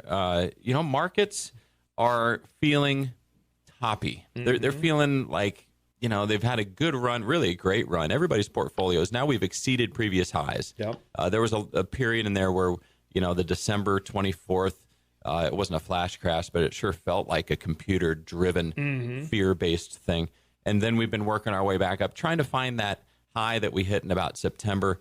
Most people's portfolios have exceeded that by 1 or 2 or maybe 3 percentage points, depending on what you're invested in and the fees and all that stuff. And so now we're back to where we were saying, everything's expensive. Yeah. This, do I want to commit new capital right now into something that's risky? And I think everybody, whether you're a real estate investor or a stock investor or whatever might have you, everybody's sort of giving pause to this saying, maybe we'll let this sit for a little while. Good news is people are getting good returns on cash. I just got an offer for a 2% cash money market account the other day. My local bank's giving CDs out for better than that for a year. Yeah. I do encourage people working with local banks. So there's a nice place to park your assets if you're feeling uncomfortable with taking risk. I actually am feeling a bit more confident in bonds, and here's why. We've got higher interest rates in short term. We've got the likelihood that we won't have any rate increases. They're telegraphing that one extremely well. Yeah. There is some talk about a rate decrease, and if rates go down, the value of your bond that you have now goes up. Think about it. If you got a CD today that's paying you 3%, and then rates go down in the future, so the people that you got the CD from are now offering CDs now at 2.5%. Well, hey, you're sitting in the catbird seat. You've got something of value that's going to increase in value. So over time, people in this bull market economy, their allocations of 60% stocks and 40% bonds has been skewed by the great gains in stocks And we talk about rebalancing, and maybe now's the time where you want to say, I'm older, I have more assets to protect, I don't need as much risk in my life, or maybe I'm taking risk in other areas. Might make sense for you to look at reallocating a portion of your assets into bonds. And how do you do that? How do you just go buy bonds? Well, these days, of course, we make it really easy. Even a baby can do it. You just click a button. The exchange traded fund world of bonds is, I think, a fine way to go in. You can buy bonds individually. You can go through your broker, through your advisor, or through your direct channel, and you can sift on bonds and look at maturity and ratings, and you can get involved in no calls. Do they have a call provision? Do they have a death put, and all these things? It's work, and you can benefit from that work. But really, I think in something where you're as liquid and transparent as bonds, it's okay to use an index in this regard, even if you're a fan of active management, using active mutual funds or doing your own stock picking. I think it's hard for an individual to really outsmart the bond market, other than by looking at opportunities like a GE bond or something like that. So, it's not a masterstroke in finances, but when you're feeling like there's a lot of risk out there, take a look at that. It might be something that you can do that'll make your portfolio more bomb-proof, make you feel comfortable. Well, I know the 30-year went over 3% again this morning, I think, for briefly. And that's what we want. We want to see, this yield curve flattening thing. We like to see it so that you get paid more if you loan your money out longer. That's a healthy economy. Right. Yeah. And we were in an upside-down world on that. And we don't need to get into it now, but I do have my newsletter in hand. So I've got some topics that we can talk about from the newsletter as well. Go for it. We don't have commercial breaks happening right now. We're turning to a commercial-free radio station. Yeah, that's what we are. How wonderful. Pretty nice. First of all, if you want to get a copy of this newsletter, it comes out, I say 4 to 6 times a year. That's because it'll come out a minimum of 4. And if I have something more to say, I want to leave myself the opportunity for a few more. But you can go to my website, McCormick Financial Advisors. Buy 4, get 2 free, huh? And sign up. The digital copy is indeed free. There's a paper copy that goes around. That if you want, I guess I'd be happy to get it to you. But in this one, I highlighted the student loan issue. Yeah. And big deal. Right. And on this show, I've had a few phone calls, and Shane and I have talked about, what keeps us up at night. Student loans are one of those things that have ballooned. And right now, total student loans outstanding have exceeded $1.5 trillion, and 10% of those are in serious default. Nobody's years, paying. Yeah, right. Nobody's going to pay. Nobody's even answering the phone on that end. Well, when you compare it to student loans, 1.6 to credit card debt, 1.0 trillion. That's so student loans are more than credit card debt. Yes. Now the good news on that is that a student loan interest rate is much lower. Yes. And let's talk about credit. Why is that? Well, the credit card companies, they need to collect, and they have limited recourses to collect. Whereas the student loans, you can't discharge this in bankruptcy. This follows you around. Yeah, it's with you forever. It's like diabetes. You can't get rid of it except for with a really strong commitment, and even then you might not. And so, these people that went through and paid for a college education on their own credit are having challenges now. We've got data out there. And so, the question is this credit the same as other credit in your life, like credit card debt, like mortgage debt, like car debt? And the answer is yes. So it means it can be a benefit if you make your payments on time. This is a long-standing type of credit that over the course of history, if you make regular 20-year loan or 30-year loan or something sure, like that. And then it's you can like a house, and then you can refinance that, and then you can, if it's through the government, you can put it on hold during tough times. So you can really stretch this out. And if you do so in a way where you're communicating with your lender, and you're staying in good standing, and you're keeping the account active, that means you're making payments. When you have a credit against you, whether it's a payday loan or whether it's a real estate loan or a credit card or any sort of debt, if you're actively making payments with a hospital even, if you're calling them, if you're keeping them informed, they're going to keep your account in good standing. That's the key. That's really the baseline right there. Now, ideally, we want you to be paying this thing down and using your surplus funds later to invest and grow, get on the other side of this interest rate thing. The student loan thing, it's a fact of life that you need to have an undergraduate degree to get greater earnings in this world. It's just par right now. It really is. It used to be the birdie. Now it's just totally par. You need a college education. Yeah. How do you go about doing that? A lot of people take loans. Now, it can also hurt your credit. If you don't make payments, it can hurt your credit. And it also hurts your ability to get additional credit so that when you're in your 30s and you get your job, you get your maybe wife or husband, and you want to buy a house, you need more credit. You need a lot of credit, especially if you want to buy around here, right? Well, the interest rate on your loan is going to be affected by your credit rating. It's going to be affected by your credit rating. But the amount that they loan you, Tom, is going to be really impacted by how much debt you have outstanding in other areas. So it has to do with what free cash flow is available to service additional debt. If you're making lots of money, you have a lot of available cash flow, and you can qualify for a good mortgage and buy a house. If you're making a decent wage, but a lot of that is it's earmarked for other sources of debt, you're going to be really struggling. And that's what we're seeing is that home ownership rates in we say millennials, but just kids, people in their 30s, that's usually when it's time to buy a house. They're down. And it's likely because of the student loan issue, and likely because they just don't have the ability to generate enough income to carry the huge amount of debt that a mortgage would be, even at these relatively low rates. So what's the lesson here? The lesson is that when you are taking student debt, you need to really have a plan on how you're going to pay it off. And this is the challenge, because how do you have a plan when you don't have a job? You don't even know what you want to do. You just know that you're supposed to go to college, and this is the college that you're supposed to go to, and you're supposed to do this, right?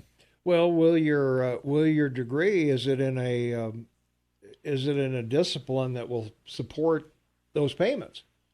And then, I mean, it's so hard. But my girls are not yet college age, but these are questions that are really unanswerable at that age. Sure. There's this fraction of the population that knows they want to be a doctor, an engineer, an attorney, a business person, or whatever. And maybe it's a quarter of the kids in school. But for the most part, they don't. If you go to any reunions and ask the question, who is where they thought they would be today? Right. Yeah. Not where you want to be, but where you thought you would be. I was going to say about 1 in 6 make a living in the discipline they were trained in college. So the whole value proposition is a bit asinine that we're saying, hey, we want you to borrow a bunch of money on the longest kind of debt, right, that can't be discharged in bankruptcy. It's going to follow you around, and by the way, you need to pay this back as soon as possible, or it's going to hamper your entire financial future. It becomes a really tough one. So it's interesting that we're getting data. It's good that we're publicizing this now, so the kids going through college now are really, I think they're a lot more conscious of it. There's a lot more reality. Okay, we need to be looking under every rock and crevice for grants. If you got 2 equal schools of value. So it's a challenging one. I don't know what the answer is. How is it going to unravel? Well, when you loan money to somebody, you usually like to collateralize it. Yeah. And the problem with credit cards is they don't have any collateral. And so their rates are really high. They expect a certain level of default. Right. In order to cover that level of default, they're charging 18, 20% interest on people. Same thing with a high rate auto loan. If you have bad credit and you go get an auto loan, they're expecting a percentage of you just to, for them to have to send the repo man out, right? Yep. Well, with student debt, they know they got you for life. And they've got literally your social security number. Yeah. And then they've got a number on your head. They're going to follow you around. I was going to say, your credit report anywhere you go is going to have that student loan in there somewhere. You got it. You got it. And if it means they need to take, this is a good question. I don't know if they can take Social Security ultimately, but they're going to get paid. And so, the odds are, it's like you're mortgaging your kid. If you put it in that context, it's a bit dismal. Well, they could take your Social Security because your net pay is after Social Security is taken out. Right. So you're not going to stiff Social Security. So ultimately, they're going to win. You can't game it.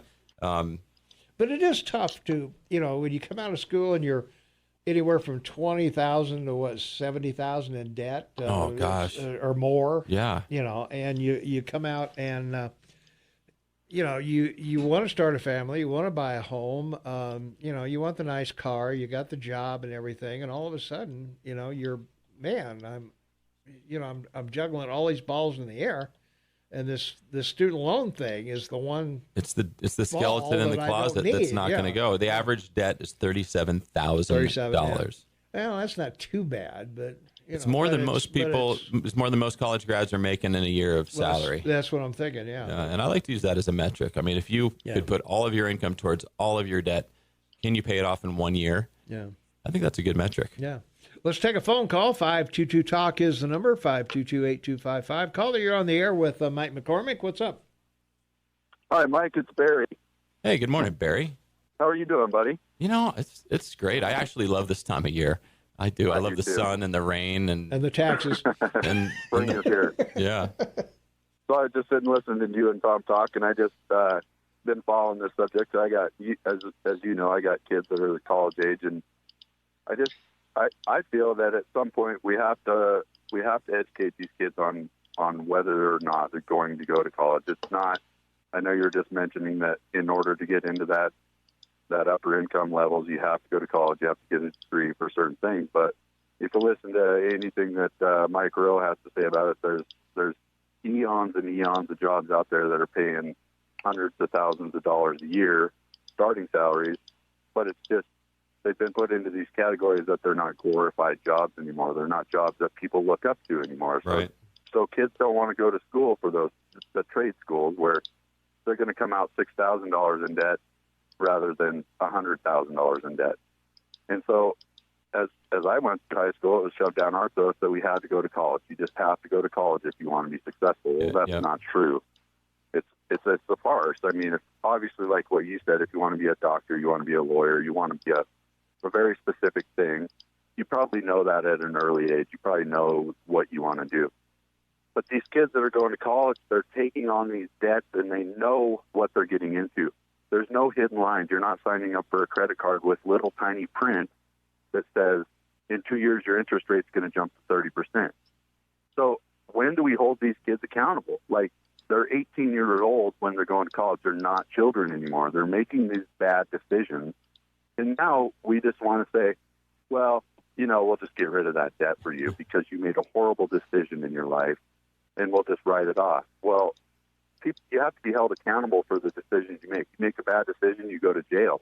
You don't just get to say, well, you did something wrong, we'll just let you off this one time. So it's just become this place where people go out and take on these huge debts, and then we say, oh, I feel so bad for you. You knew what you were signing up for. You didn't get tricked into something. So that's where I stand. No, all right. Good point. Thanks for the call. All right. Why don't we try something, guys? I'll just go ahead and play the commercials since they're dead air anyway, and we'll just keep talking. What do you think? Anybody? You're in charge. Here. Anybody up for that? Sounds good. So here's 3 more minutes, I guess, of us. We'll see how it works out. So we'll see if it. Commercials are playing. We're still here, so let's take a phone call. 522-TALK is the number. 522-8255. Caller, you on with Mike McCormick. What's up? On the lines of the last caller a little bit, I think that another skeleton in the closet a little bit is we push to go to college and we push to get through. We don't do a lot of the educating on the level of performance we need to get to that next level sometimes of the doctor, the lawyer, the dentist. As a regular male, average grades, I got a pre-med degree. Spent a lot of money to get it. Could never get into med school. And here I am with debt. But, I was never educated on the difficulty it was going to be to get to that next level also. Yeah, well. Yeah, it just seems both callers have great points, and it just seems like it's a cultural thing that we've created, right, of this middle-class, white-collar lifestyle that's enviable, and there's only one way to do it, and this is the way to do it. And if it means that you need to sign this paper that says that you can do it, and then you'll be fine, pay it back. And it's this trap that happens later on in life. And so it would be great if culturally it was more acceptable and valued to say, I'm not going to go and get a 4-year liberal arts degree and party until I almost die of alcohol poisoning so that I can have a college degree and $37,000 worth of debt. But that's not what it is. I mean, I'm living through it right now with my girls, and the peers are stressing about colleges and the teachers and everything. As much as they don't want to make it about grades and test scores and extracurriculars, it's still here. And then when I say that the numbers are clear, the value of a college degree has been decreasing, but it still is clearly valuable. Mm-hmm. I couldn't agree more. Although I didn't go into the field of medicine, my degrees paid off dividends immensely over the years. I mean, you cannot argue the fact that you come out, whatever you do, you're better reading, you're better comprehension of everything, you're better understanding, you're better communicating, better writing skills, and it's just valuable for whatever you do in life. Yes, you can get that other ways, but it is valuable. Yeah, one thing that I've been thinking is it's really just kids need to mature. I mean, us helicopter parents are delaying the maturity of kids, so we send them a 4-year camp where they mature. Yeah. And if they learn something valuable on the way, bonus. Yeah, that's funny. I love that. Well, I'm in the same boat. I just sent one to college and one's in high school, and you start looking at all the issues you faced and wanting the kids to avoid that and educate them a little better. And most everybody's going to go to grad school. More people are going to go to grad school now as the new differentiator. Yeah. And that's just going to drag out all the expenses before the money starts going the other way, coming in. I was going to say, yeah, you're just piling it on. Yeah. It's not so bad. Well, go ahead, Shane. Yeah. I think that hi, Mike. Hey, Shane. We're having a financial conversation, and I appreciate that side of it. But I think the other side of it is a parental side of it. So I'm from my own personal experience, and I think it worked out. I will explain to our listeners what I did. Both my children went to work at 16. They had to. That was just the bottom line. My house, my rules. And until you're 18, I make decisions for you. Well, we've gone through all this. But they started working at 18. Why? Because they learned how to open a bank account. They learned about taxes. Boy, both my girls came home with their first paycheck going, what are these deductions? What do they mean? What's going on here? So by the time they were 18 and they graduated, they did their own banking. They knew about taxes. They started to learn about their responsibility. And then the other thing I taught them from a very early age, like school, first grade, you want to learn to live to work, not work to live. If you live to work, you'll be happy. It'll be something you'll enjoy. You'll get up every day and do it. We've talked about this before. So what happened? Both my girls did something else after high school. They didn't go to college. And one went off to travel around the world, ended up in Australia, and then got in the movie industry. And now she's in the movie industry and doing incredibly well. My other daughter continued her horse pursuits and competition until she was 23. Then she went to medical school at 23 because that's where she felt she wanted to go. And now she's in medicine doing really well. So that's my advice. Let your children have some freedom to figure out what they're going to do to make them happy in life. They got to find out what they're going to do and live to work. There you are. Great points. And nowadays colleges are much more supportive of a gap year. That is a very common thing that's happening to get that maturity and come in and be more focused. Yeah. Anything else, caller? No, thank you. Yeah. All right. Hey, thanks for the call.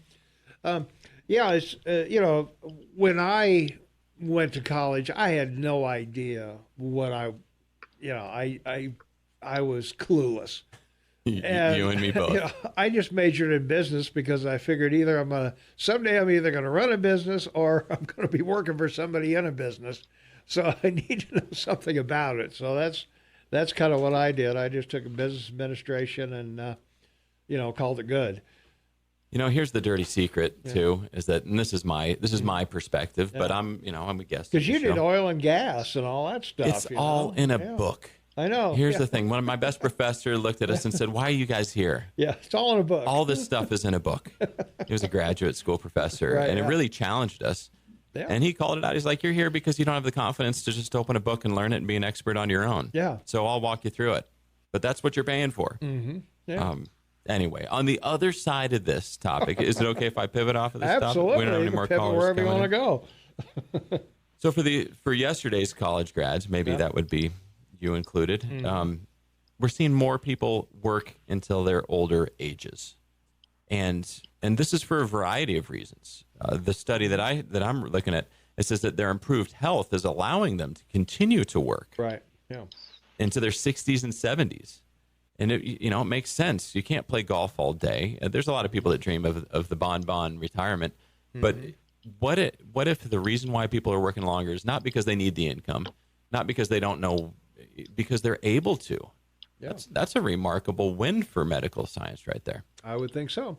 Let's take another call. 522-TALK is the number. Caller, you are on with Mike McCormick. What's up? Hey, gentlemen. I realize that you just pivoted off. Stay with topic. it. Stay with the college thing.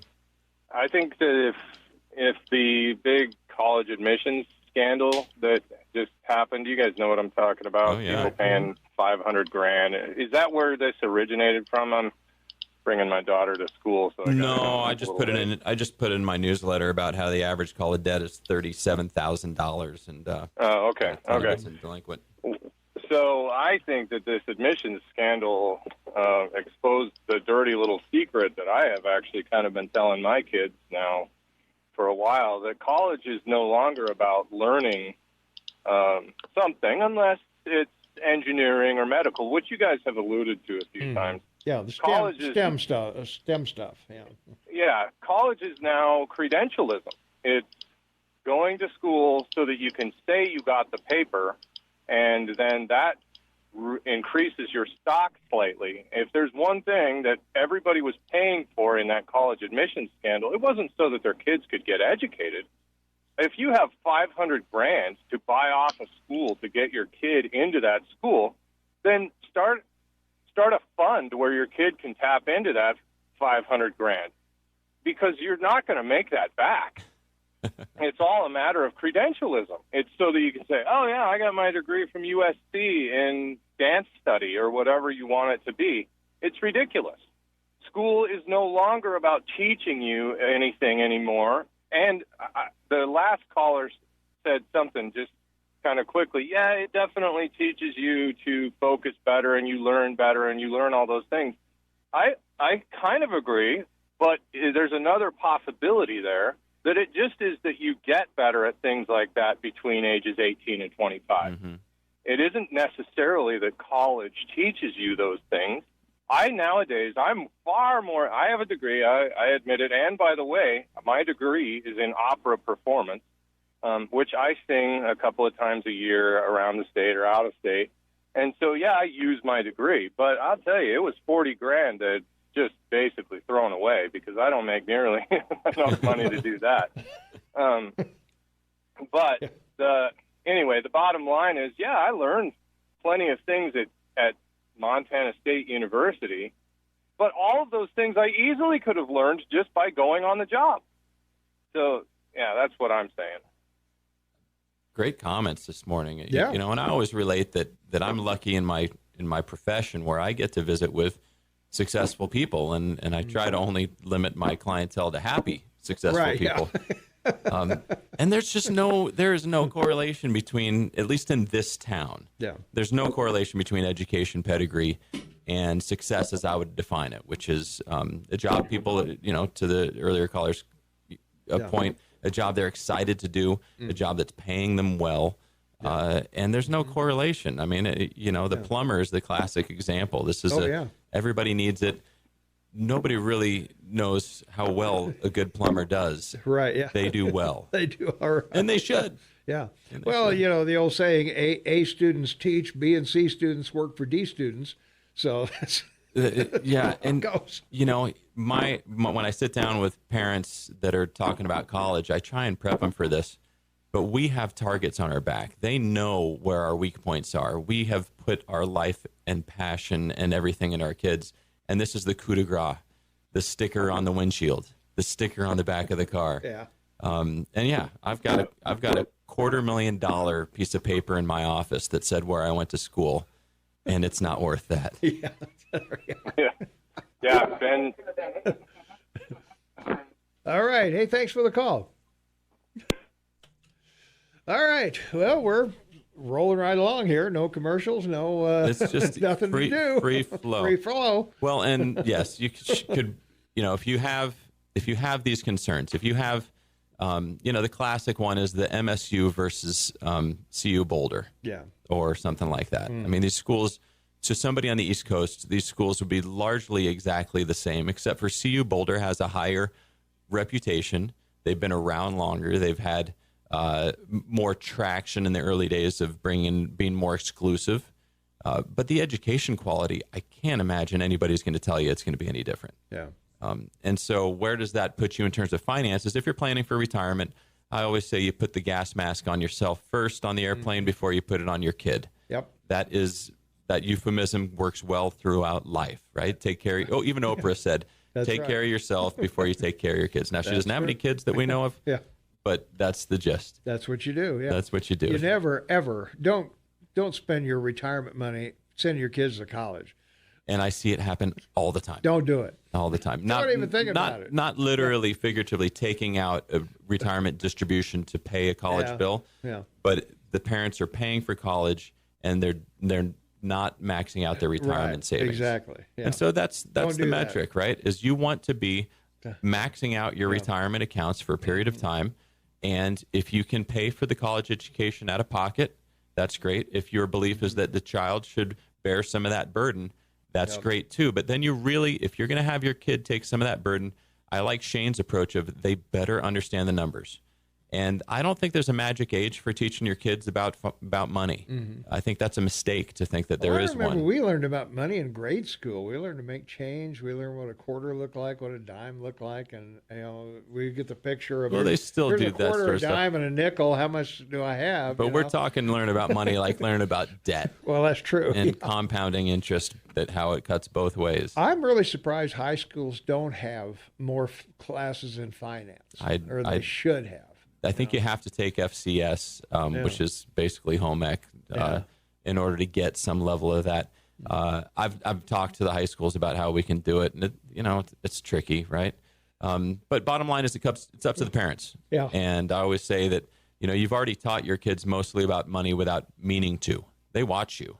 They watch what you buy. If you're sitting at home and you see the George Foreman grill on special, and you order 10 of them for your whole family, they know that's okay. Yeah. And it's okay because either you work really hard and they see that part too, or you don't work really hard and they see that part too. So if you're not actively teaching your kids about money, know that you're teaching your kids about money.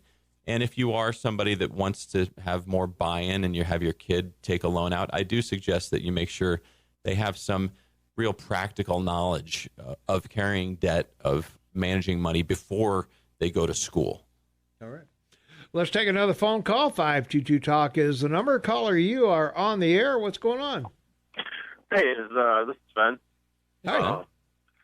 We're going through this right now with the college and the whole thing.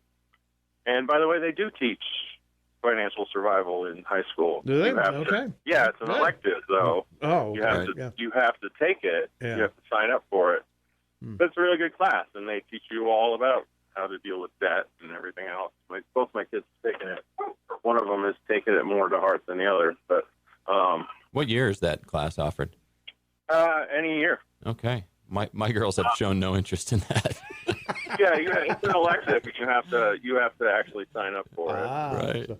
So now you're wise to their. I think the free period study hall trumped that one. I think it should be a mandatory class. Sure. Me too. Yeah, learning about money, my gosh, seems to be a no-brainer. I can't remember when the War of 1812 was, but I know the value of a buck. Well, yeah, they'll teach you that, and they'll teach you how to live on your means, and you have a fake job and everything else. Yeah. But I wanted to talk. Another thing about the college is we found this out that your amount of financial aid that you qualify is determined by your FISA, I forget the name of it, FISA score or something. FAFSA, F-A-F-S-A. FAFSA. Yeah. And it's insane. It's the same as a home loan where you can qualify for a crazy home loan that you would never a responsible person would never take a loan out on that much money. But that's how, and it's both FAFSA. So they say that, yeah, you can afford $60,000 a year to pay for college before you qualify for any kind of financial aid. And that's just, it's crazy. And that's, I think, why a lot of people end up taking all these loans out, because even though they can't afford that, but everybody has to go to college, basically. I mean, it's great. I do trades. Mike Pro is awesome. When you're 55 and you're crawling around in a crawl space. Yeah. That's no fun, is it? No, it's not fun anymore. And it's a diminishing return at that point. Whereas somebody who is not doing trades and is not requiring on their body is going to keep making more money. Anyway, that's a whole rambling. No, it's a good thing. point. But usually you learn a trade, and then you when you reach a certain level of success, then you hire a whole bunch of people to go out and do the trade for you. That's why. Have you tried to hire? Well, I guess that's true. Yeah, I guess that's true. That doesn't work very well, does it? No, you can't hire anybody here in this town. Even in the best of times, it's still adult daycare. Yeah, the guy that put my furnace in a couple of years ago was saying, "Hey, I'm starting guys at $75,000, and I can't find anybody." I mean, come on. You can't. Right now, you start somebody at $50,000. Yeah, I was going to say as an apprentice. Yeah. Wow. And then they'll walk off the job as soon as they know what they're doing. Yeah. Yeah. So you're basically paying to train people. You're training your competitors. Yeah, exactly. And that's not the nationwide. Probably not the nationwide thing, but still, I mean, that's our boomtown reality right now. Yeah, trades are great, but education is just as good, if not better, later on in life. Well, hey, I really love that point you made about these lenders are going to loan you more than you should take. Yeah, and if everybody goes into that mindset, we would solve all sorts of problems. The home crisis wouldn't happen. The car loan. Look at how many people are going to be losing their cars. Everybody qualifies for a Suburban loan because everybody drives Suburbans out there. Oh yeah, and look at how much the Suburban is, $70,000. Yeah. Well, 5-year loan. Right. Or on a 25-year loan, and the payments are very affordable. Yeah. Yeah. Right. All right. Hey, thanks for the call. I appreciate it. Thanks for your input. All right. Well, the life throws you lemons sometimes. Throws you lemons. And, carrying the burden of student loan or financing a college for a child or a loved one is the reality, right? So these callers that are calling in with kids that are about to go or are in right now, they've got real financial situations. And so how do you navigate what's right? Let's say that you can choose to take loans for a large amount or less. So you can take money from here or there. You have a lot of choices in this. Do you not make a full retirement contribution, etc.? What's the right way to look at this? And I'd like to simplify this down. The goal is before you get kids going to college, you need to be saving 20% of your income. And I talk about this a lot. 20 is a huge number, but it doesn't need to all go into a retirement account. It can go into places where you are actively paying down other debt. You're investing in a business. You're buying real estate. You're paying down your mortgage. But I want, once you're to that point where of every dollar that goes in, you're only living off of 80 cents. That's the metric that we need. Then you have the flexibility to make choices about how you're going to fund these things like college. You can choose that you're going to pay it out of pocket, and maybe you'll stop making retirement plan contributions. What's good about that? Well, it means that you took money in yesterday and you put it into a very long-term aggressive investment in long-term stocks, and that growth is going to do better than if you would have put money into a college savings plan with only a 5-year horizon on it. Because if you give an investment advisor 5-year money and they're doing the right thing, it's not going to grow more than 4%. Yep. It shouldn't be put out to that risk. But if you put it in a retirement plan, it might grow 8%. And so that's more prudent money use. And setting up this behavior of being able to fund an expense like a college, that sets you up for being able to fund these other expenses that happen in life, such as poor health, caring for parents, caring for your loved one, or maybe even taking advantage of opportunities or second careers or things like that. So it's good training for all of us. You just got to play it right, or it's going to put you in a box. Yep. That's how it works. 17 minutes for the top of the hour. We're talking with Mike McCormick, McCormick Financial Services. Shane Matobin on the line in Vancouver, British Columbia. Tom Eagle off your morning mayor. We got a caller on the line, so let's go to the phones. 522-TALK is the number. Caller, you are on the air. What's up? Hi. Hey, I just wanted to chime in. Something I wish my parents would have taught me is that grades are or can be worth money. And it starts when you're a freshman in high school, because that's when they start keeping record. And if you get a high GPA or even 4.0, you can go to college maybe even without any tuition because of scholarships. And so working hard in high school can pay off huge dividends in the end. And I wish someone had told me that grades were worth money, because I'm motivated by money. And maybe I'd have done a little better in high school. So I just want to put that out there, that there's a lot of scholarship money out there. You don't have to be 4.0, but, you know, if you work hard in high school, you can go to college basically free. Great point. Yep. Great point. A lot of these colleges have huge endowments that are able to basically send lots of kids for free. Yeah, and they're looking for the top people, you know, the top academics. So, yeah. All right. Hey, thanks for the call. Thanks for the call.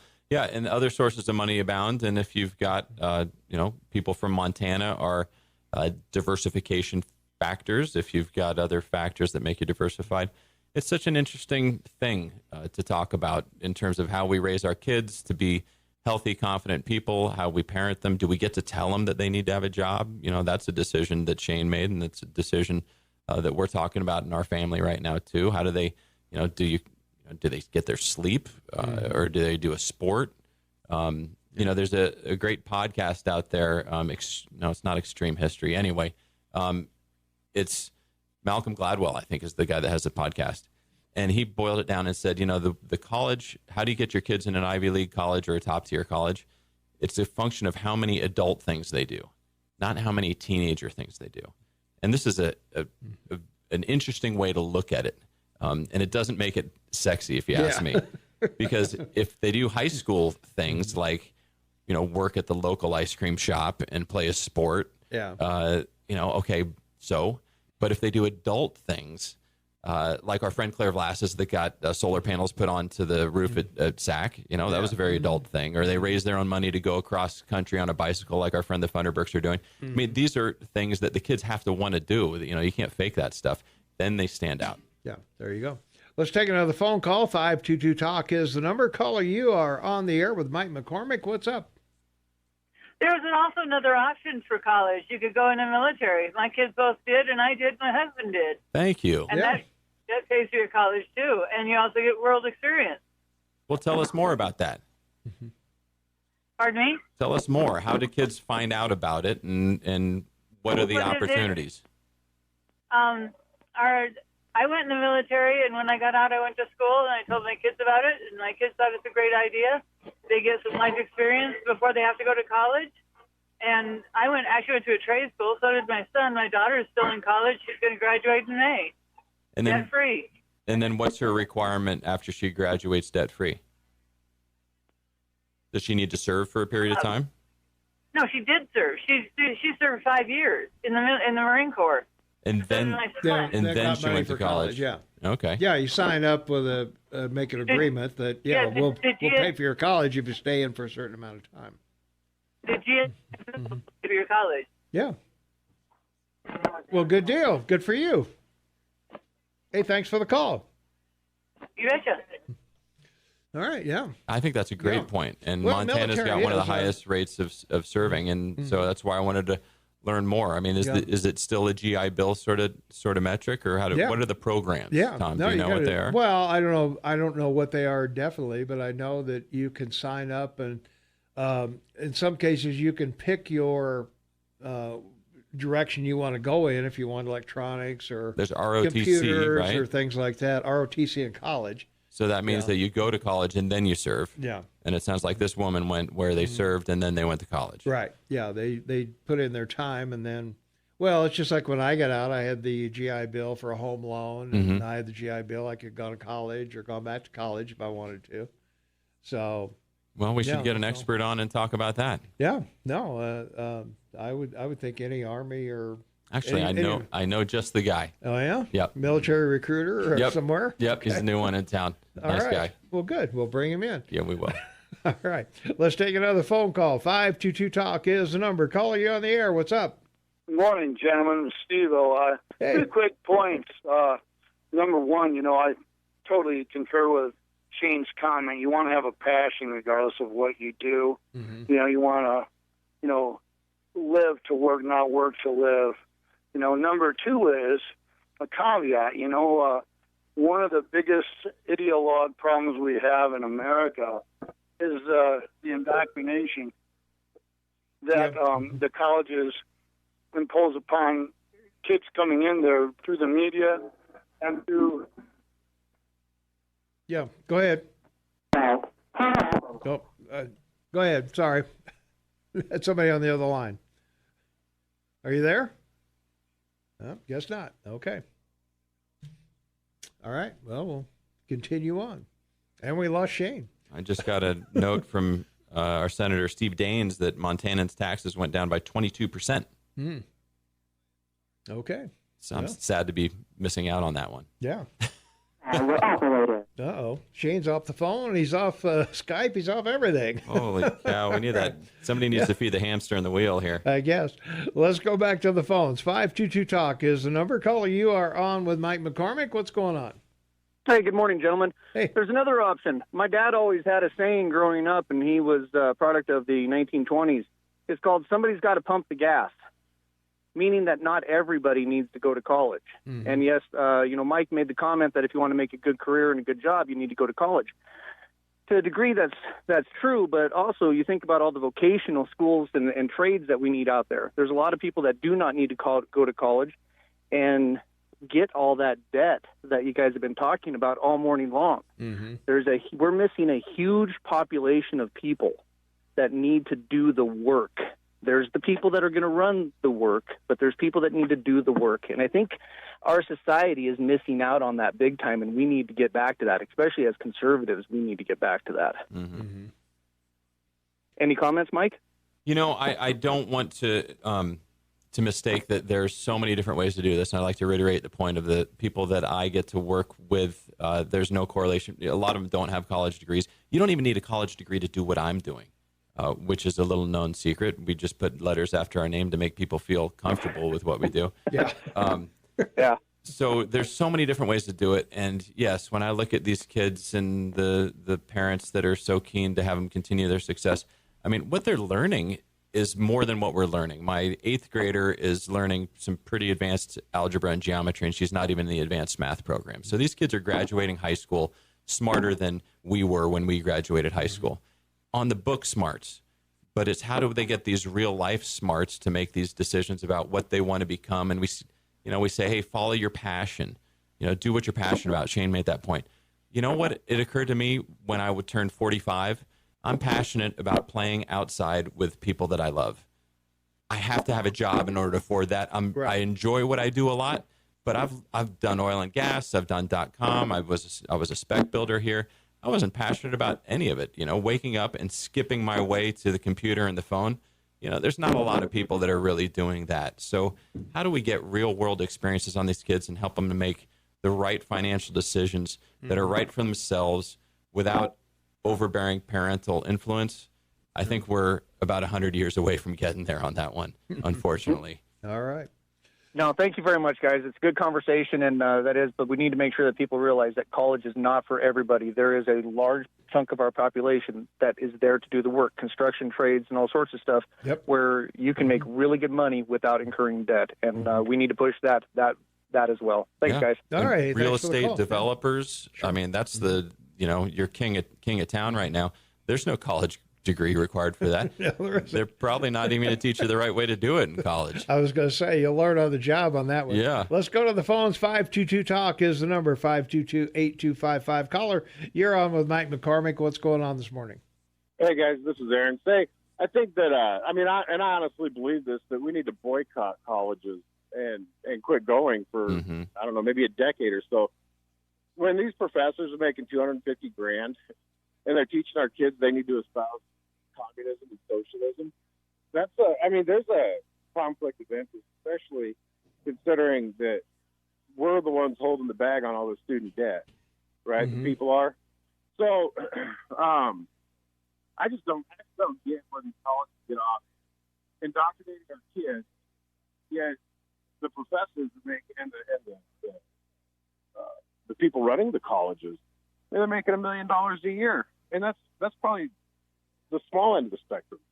So I think colleges need boycotted, to be quite honest with you, or they need completely privatized. That's my opinion. All right. Bye-bye. Thanks for the call. All right.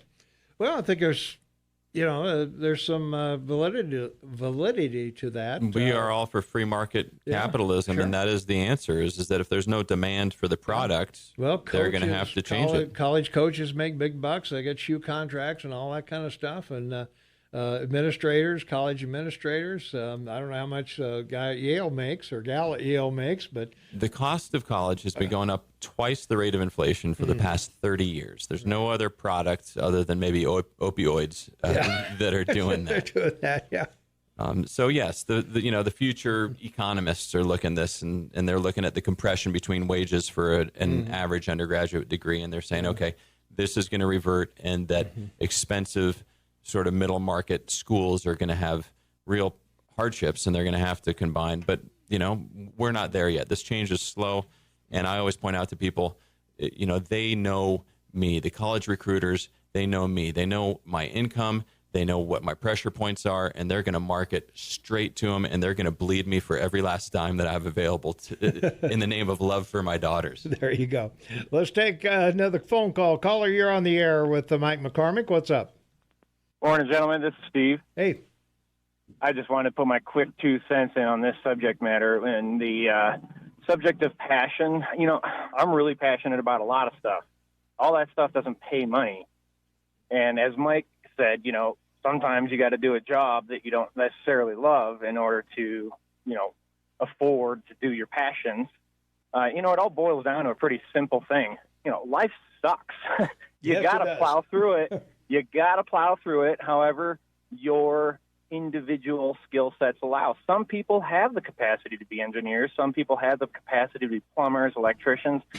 Some people aren't much better than flipping burgers. And that's just a reality of individualism we have to realize in society, and realize these kids, if they're not set for college, don't push them towards it. Like the insurmountable debt that we were talking about earlier in the discussion is all because of this agenda, push, instead of find who you are as the individual and what your skills are.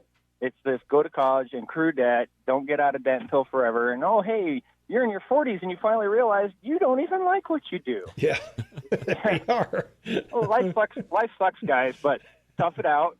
Do what you can do to make money, be wise about who you are as an individual, and go from there.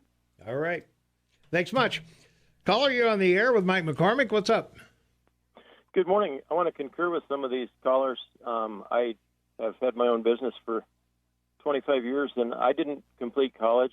But if you're motivated and you have some abilities, the opportunities are endless. And one thing that disturbs me is that people look at college as they want to go to college to get a job. And really, I heard something recently. It's real simple. You need to go to college to get an education, and college has become, such a political venue, and they've just lost sight of just getting a good, and even the basic liberal arts education is wonderful. If you can think clearly, if you can reason, if you can communicate well, there's endless opportunities, and I don't regret not completing college and just doing what I wanted to do, because the free market is the best system in the world to reward motivation or interest. So that's great. So we have a great system. We don't have to go to college. We don't have to have free college, because that would even make things even worse. Well, there could be a lot of people who would go if it was free that have no business being there, and they're taking up valuable seat space from those who would benefit from college. Then a good high school education is I think pretty darn sufficient. Yeah. Well, and certainly for a lot of trades, it certainly is. As long as you can add, subtract, multiply, and divide and read, you're ahead of the game, I think.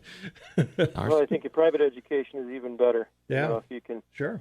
Because the public schools have become a very political and, they've lost focus and lowered the standards so much. Yeah. Well, they're only teaching to a standardized test. That the government says. The government says you got to pass this, and they've lowered the bar on education, and they're sending kids out, I think, ill prepared for life. I disagree. I disagree with that. I'm pretty impressed. Maybe we're in a bubble here, but I'm pretty impressed with our school system. Yeah? Okay. Well, I know they win a lot of awards and everything, and I know the kids seem to do well here. Yeah, every 3 years, it's like, oh, we've got this new test, and we've got this, the consultant sold us on this new thing, and that happens. But when you look at the inner cities, you gotta correct. Say, hey, I what's can't going on talk here, about man? that at all. Yeah, I know. So. Guys, if you look at what the standards were to pass 8th grade 100 years ago, then you'd understand why our standards are so low today. Amen to that. Yeah. All right. Hey, thanks for the call. All right. We got to wrap it up, man. We're done. So. Thanks for all the help from the callers. It was fun. Yeah, it was fun today, and we thank you very much. We don't have any commercials. Whether or not we'll have Montana Talks or not is anyone's guess. So we'll see. Go out and support the local businesses that you hear advertised on the show, and thanks for calling. There you go. All right. Well, I don't know what you're going to get here at the top of the hour. I'm assuming maybe you'll get Fox News. Not sure, but anyway, thanks for being with us, Mike. Thanks for everything. Thanks, Shane. Shane had to leave us, but we'll see you next week. And I'll be here next Wednesday. And if you want to talk to me in the meantime, telephone works great, 522-3201. You can find me on the interweb. Sign up for my newsletter if you like. And have a wonderful spring week out there. There you go. We'll see everybody 6 a.m. tomorrow morning.